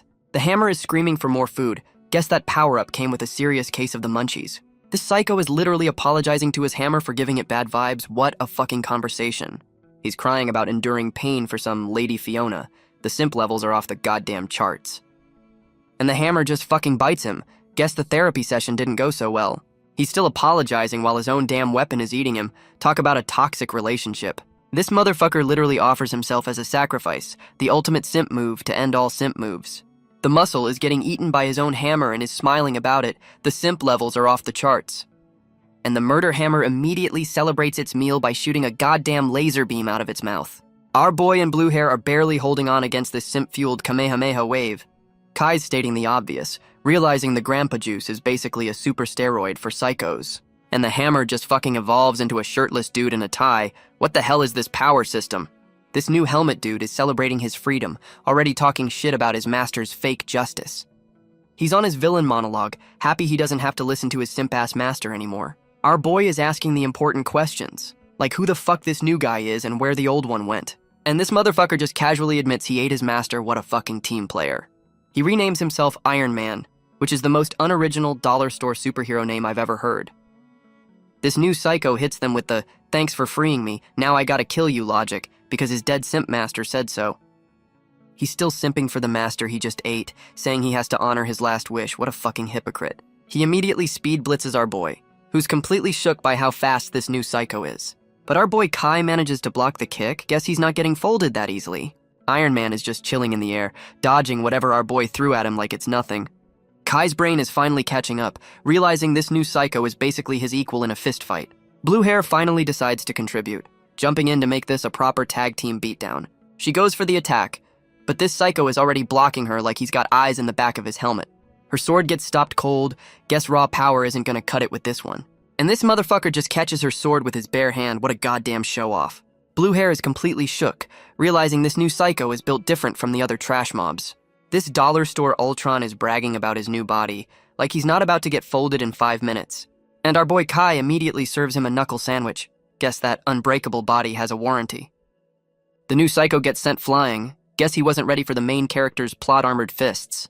Our boy is pissed, demanding to know who the fuck this new jobber is that interrupted his day. Blue hair is completely lost, asking for a fucking explanation while our boy is trying to have a moment. Kai's dropping lore mid-fight, explaining this new psycho is missing the usual emo beast vibes. He hits him with the "you're not a real shadow beast" accusation, playing detective with his fists. And the helmet psycho is laughing his ass off, completely amused by our boy's little deduction. This motherfucker is floating there, talking down to them like he's about to drop a new DLC for the lore. This psycho is on his villain monologue, saying he's built different and always wanted to eat his simp master. He's bragging that the grandpa juice gave him a power-up, and his master willingly became a happy meal. And now he's got to kill them to complete his Pokemon evolution into the ultimate shadow beast. What a grind. Our boy finally uses his brain, calling out the psycho's bullshit and suggesting a team-up attack. And they're off, going for the classic pincer move like they've actually practiced this shit before. Blue hair's attack gets completely stonewalled. This psycho just parries a sword with his bare fucking hands. Our boy Kai follows up with a solid punch to the dome, trying to ring this psycho's bell. But this motherfucker just tanks it, bragging about his impenetrable defense like a raid boss. Kai hits him with the smug, "Who said I need to break it?" You just know he's about to pull some bullshit. Our boy goes for the stage hazard, punching the ground to fuck up this psycho's footing. The new psycho is clutching his chest, completely shook that our boy's bullshit attack actually worked. Our boy explains his new move is basically a goddamn internal organ blender, because armor is for losers. The psycho is impressed, but still simps for his dead master and just fucking dips mid-fight. What a coward. Kai is not about to let this jobber get away and immediately tells Blue hair it's time for a chase scene. But of course, a giant "fuck you" magic circle appears to stop them, because villains love their escape plans. The magic circle starts powering up some kind of evil disco ball. This can't be good for anyone. Our boy in blue hair just have to stand there and watch the light show, completely caught in the trap. And the final boss, Gilbert, finally makes his grand entrance, teleporting in like the drama queen he is. This psycho is bragging about his outstanding results like he didn't just lose a goddamn minion. Our boy Kai immediately recognizes the final boss, screaming his name like he just caught him cheating. This psycho Gilbert hits them with the "it's all part of my plan" speech, acting like a goddamn mastermind. He's getting a full-on villain boner for blue hair, calling her a precious test subject like she's a shiny Pokemon. Our boy Kai is laying out the charges, asking if this psycho's whole plan is just kill all humans. Gilbert's like, yep, calling his mass murder plan true mercy? What a fucking edgelord. Our boy is done with the debate, powers up his emo hands, and tells Blue Hair it's time to throw down. They both charge in for the tag team, but you just know this psycho is about to style on them. And this motherfucker just catches our boy's punch like it's a damn softball. What a power flex. He immediately does the same to Blue Hair, stopping her sword with his bare hand because he's just built different. This psycho is holding them both like misbehaving toddlers, roasting them for being absolute trash. Our boy Kai, ever the strategist, immediately goes for a kick while this psycho is monologuing. This psycho Gilbert is styling on Blue Hair, dodging her attacks like he's in the goddamn Matrix. Our boy Kai goes for the sneak attack, screaming "got you" like he's not about to get embarrassed. He lands a solid punch to the back, but you just know this is some classic villain bullshit. And of course it was a fucking clone, and the real one is already behind him. What a cheap move. Our boy is completely shook, realizing he just got played by a goddamn afterimage. This psycho immediately grabs Blue Hair by the throat because he's a multitasking asshole, and he just fucking yeets both of them across the room like a pair of goddamn ragdolls. Our boy is having a full-on crisis, realizing he's fighting a ghost with cheat codes enabled. Blue Hair is already beating his ass for friendly fire. Guess teamwork is not their strong suit. She's pissed this is just a clone, realizing they need a new plan that isn't just punch harder. Gilbert's clone hits them with the chill out, "I'm not even the real me" line. What a fucking troll. This psycho offers them a free lore drop for being such good punching bags. What a generous god. He explains that because the kids are missing, his nation is sending more people but not for a peace treaty. And the plot twist is they're just straight up declaring war. Guess diplomacy is for losers. He's putting our boy on a timer, basically saying, find the kids or your friends will hate you. What a gaslighter. This psycho hits them with the "see you later, losers," and prepares to log off from the server. Our boy and Blue Hair are just standing there trying to process the villain's TED Talk. The clone starts glowing, and they immediately think this motherfucker is about to go out with a bang. And of course the clone just fucking explodes because villains love a dramatic exit. Our boy grabs Goth Loli and gets yeeted, screaming about his revenge arc like a true shonen hero. And we're back at the ironically named Castle of Peace after our boy got absolutely styled on. Our boy is playing general, trying to pinpoint the villain's murder dungeons on a goddamn tourist map. But the new kid GPS is having a meltdown, crying that she can't find the bad guys. So Kai hits her with the patented head pat and a guilt trip, basically saying, find them or we all die. Goth Loli immediately calls him out for being a professional child manipulator, and she's not wrong. The pep talk works, and Pink Hair goes full cerebro, trying to find the villains with her mind. Her mental Google Maps is coming up empty. Guess these psychos know how to use a VPN. She's checking all the scenic villain lair locations, but still getting a big fat nothing. Then she gets a hit, realizing she's not tracking a place, but a whole-ass person. And the GPS locks onto some new maid girl whose pet apparently drank some premium-grade evil juice. Our boy Kai is asking for a full description, trying to get a read on the new psycho on his hit list. And Pink Hair drops the bomb that the villain is a 12-year-old maid who's literally in their fucking house. Kai's brain is buffering, realizing the call is coming from inside the goddamn castle. And here's the new maid girl, Fiona, just taking a casual stroll like she doesn't run a murder dungeon. She stops, probably sensing the simp energy approaching at an alarming rate. And right on cue, the fanboy intern who ditched his teammate makes his grand entrance.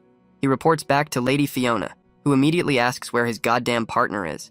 This motherfucker lies through his teeth, blaming our boy for killing the muscle. What a fucking snake. And she's buying it, blaming herself for underestimating our boy and his plot armor. The fanboy simp is already on his knees, asking if they should dip to a new murder base. The maid psycho Fiona already knows our boy is here, and the simp intern immediately wants to fucking run. This psycho is on some delusion shit, thinking our boy is here for a peace treaty because she respects him. And here comes our boy, charging in with Goth Loli on his shoulders like a goddamn battering ram. Kai makes his grand entrance, landing like a superhero in front of the two psychos who were just talking shit. Our boy hits them with the smug "I found you" mastermind look, so proud of his detective work. And his brain immediately short-circuits when he realizes the mastermind is a goddamn 12-year-old. Our boy is in full-blown denial, screaming for the real boss to come out like a fucking idiot. Goth Loli is literally kicking him, trying to beat it into his thick skull that the kid is the boss. She's still beating his ass, telling him to stop being a dumbass and demand the hostages back. Kai finally gets with the program, pointing at the kid and repeating the lines Goth Loli just fed him. The maid psycho Fiona hits him with the "sorry, no can do" on the hostage release, acting all sad about it. Our boy Kai is not having any of her bullshit, giving her the "you better have a good reason" stare. This kid hits him with the "peace is for losers" speech, reminding him they literally get stronger by eating people. She's still on her nihilist bullshit, saying they're enemies no matter what, so why even pretend to be friends? And this psycho hits him with the "but I found another way" line, which is never, ever a good sign. Goth Loli is just as confused as we are, asking what the hell this new psycho plan is. Her brilliant solution is to just team up with the murder monsters, because that's a totally stable alliance. She drops the bomb that they'll just feed their own people to the beasts, trying to find a moral loophole. This kid is trying to logic shame him, saying monsters are more trustworthy than their own damn people. And she goes full psycho mode, begging our boy to agree that this is the only way to survive. What a nut job. Our boy Kai is done with the debate, saying he doesn't give a fuck about her psycho logic. Even the fanboy intern is calling bullshit, saying the murder monsters are too crazy to trust. Our boy tries to play diplomat, asking for the hostages back so they can talk it out like adults. Goth Loli is losing her shit, screaming that the kid's whole plan is to start the war, you dumbass. The maid psycho just smiles and confirms it, like she's proud of her war crime for dummies plan. Our boy is officially done with this bullshit, powering up because using a kid as a villain is his last straw. He declares that if talking won't work, he's just gonna settle this with his fists, as always. The fanboy simp summons his murder bug, trying to play hero and stall for his child boss. But the maid psycho immediately shuts him down, admitting he'd get folded by our boy in 2 seconds. So she steps up herself, telling the simp to back off because she's gonna fight our boy one-on-one. The fanboy simp is already hedging his bets, telling his boss he'll help our boy if she loses. What a traitor. This dude is literally crying as his child boss walks off to fight. The simp levels are just pathetic at this point. The maid psycho is all smiles, ready to throw down with our boy like this is a goddamn play date. Our boy Kai immediately goes for the overkill, charging a literal child with his full emo demon power-up. He throws a punch that misses by a mile as she just parkours up a tree, making him look like a damn fool. She throws down her weapon, which is a giant fucking thermos with an evil face, because of course it is. And our boy's brilliant strategy is to just punch the sentient thermos, because that's his answer to everything. His fist gets completely stuck, and our boy is just now realizing he might have fucked up. Goth Loli is screaming at him to watch out, playing the role of the single shared brain cell in this group. And our boy gets sucked into a fucking vortex, officially losing a fight to a goddamn water bottle. Our boy and Goth Loli are getting isekai'd by a fucking thermos. What a way to go out. And they make a splash landing, because every pocket dimension needs a goddamn water level. Kai's already lost, and Goth Loli looks like she's about to file a complaint with the manager of this dimension. Goth Loli's brain is actually working, realizing they got eaten by the maid psycho's pet monster. Our boy finally connects the dots, realizing he's literally inside the enemy's stomach. She's asking what his plan is, already knowing it's gonna be the dumbest shit she's ever heard. And his brilliant strategy is to give the monster indigestion so it pukes them out. What a fucking genius. So our boy immediately starts punching the water, because that's his solution to literally every problem. He's just splashing around like an idiot, trying to beat up a literal body of water. And our boy is shocked that his punch the ocean plan didn't immediately work. What a fucking surprise. The maid psycho is on her villain monologue, bragging that they're trapped in her buffed-up pocket dimension. Goth Loli is panicking, realizing this is just a stall tactic so the bad guy's army can show up. Our boy hits her with the patented head pat, trying to act like he's got this under control. Goth Loli is already asking for a plan because she knows this dumbass doesn't have one. And his brilliant strategy is to just walk in a straight line until they hit the invisible wall. What a gamer. He's trying to frame this as a life or death fight, like they're not just trapped in a goddamn snow globe. And right on cue, some new monster shows up to interrupt their scenic stroll because, of course, a giant fucking murder fish jumps out of the water. Guess this is the thermos's security system. Our boy dodges like a pro, leaving Goth Loli to eat shit in the water. What a great teammate. Kai is literally complimenting the monster's art style, like he's not about to become a damn fish stick. Goth Loli is screaming at our boy to get his head in the game because he's admiring the damn monster art. Our boy and Goth Loli are just wading through this pocket dimension, looking like they're on the worst beach trip ever. Meanwhile, the maid psycho Fiona is just chilling on a roof, sketching like she didn't just trap them. This psycho is literally wondering what to draw next. Probably another murder fish to throw at them. And right on cue, the murder fish is back for round 2, because this level has respawning enemies. Our boy's brilliant solution is to just pry its mouth open because punch it is his only move. And he just fucking explodes the fish from the inside. Guess that's one way to get some sushi. Kai's acting all smug after that one shot, and Goth Loli is giving him the "you're still an idiot" look. Goth Loli's brain finally boots up, and she's got a full-on galaxy brain moment about the villain's plan. She explains the maid psycho is just a summoner, using her evil art supplies to draw up these monsters. Goth Loli is explaining the obvious stall tactic because our boy's brain is still buffering from the splash damage. Our boy is genuinely shocked she has a working brain, like he's not the one who just lost a fight to a thermos. She immediately roasts him back, telling him to try using his own damn head for a change. You love to see it. Kai's already on his "the villain is just misunderstood" bullshit, completely ignoring the murder fish from 5 minutes ago. This dumbass thinks they're comrades because she hasn't killed them yet. The bar is literally on the floor. He hits her with the patented head pad, promising to recruit the child psycho who trapped them in a bottle. And he's off again, running towards a goal in a dimension that probably doesn't even have an exit. Goth Loli is just watching him go, having a full-on crisis about her master's single-digit IQ. Her inner monologue just confirms it. Her master is a certified grade A dumbass, and she's not wrong. And they're back to their scenic stroll through the murder thermos like this is a goddamn nature hike. Our boy and Goth Loli are on their walk in a straight-line plan, which now includes a goddamn staircase to nowhere.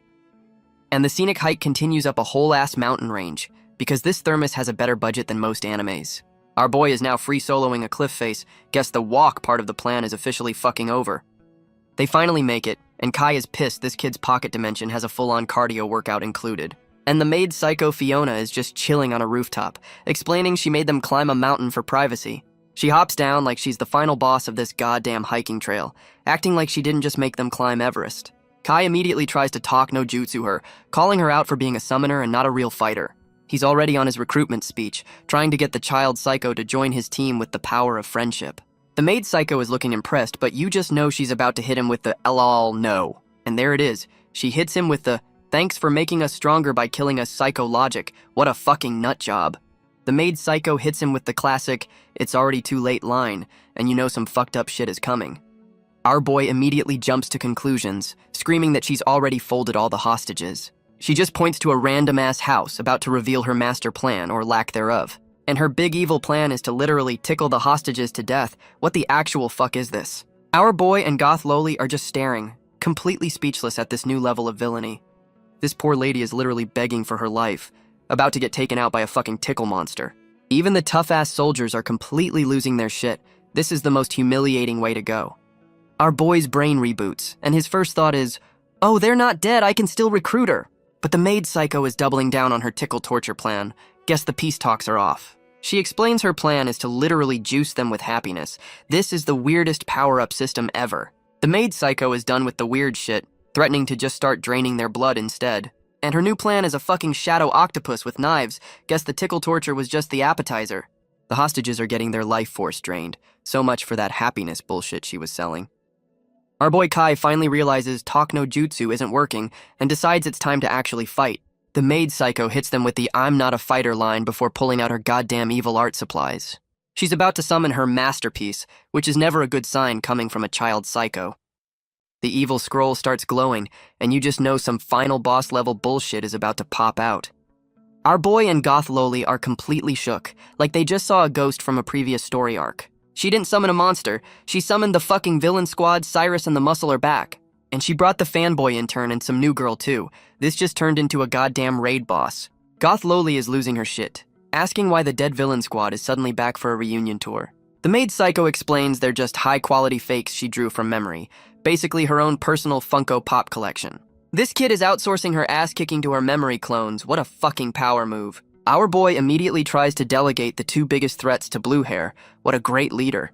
Blue Hair's not having it, grabbing our boy and screaming that a 2v1 is a guaranteed L. And while they're arguing, the memory clones attack, catching our two geniuses completely lacking. Blue Hair is pissed they interrupted her mid-rant, like villains are supposed to wait for a fucking monologue. The fanboy Simp's clone is already on his bullshit, simping for his boss and ready to throw down. Our boy's brain is buffering, completely shocked that these knockoff villains can actually talk. The maid psycho explains her power is basically temporary necromancy, because that's not fucked up at all. The maid psycho hits him with the classic "join me or die" speech, like he's actually considering a job application. The Muscles clone is already talking shit, confirming they're not gonna wait for our boy's dumbass to make a decision. And a clone of sketchy Gandalf shows up, spinning his staff like he's about to start a goddamn rave. He immediately unleashes a massive attack, and our boy and Blue Hair are back to playing dodgeball with their lives. Our boy Kai is looking around, finally realizing this kid's sketchbook is a fucking clown car of old villains. And she summons two more old friends because this is officially a greatest shits reunion tour. This new clone hits him with the "show me you've grown" line, turning this beatdown into a goddamn performance review. She powers up her sword, ready to see if our boy has leveled up or is still a fucking scrub, and she unleashes a whole-ass tornado of purple bullshit, because why not add some flair to the ass-kicking? Blue Hair is completely shook, realizing this kid can just pirate other people's ultimate moves. What a fucking hacker. This new worm clone is pissed Blue Hair is looking away, about to turn her into a goddamn chew toy. But Blue Hair is not having it, propping the damn thing's mouth open with her sword like a fucking cartoon. Our boy Kai hits them with the smug, "You sure about that?" face. You just know some bullshit is coming.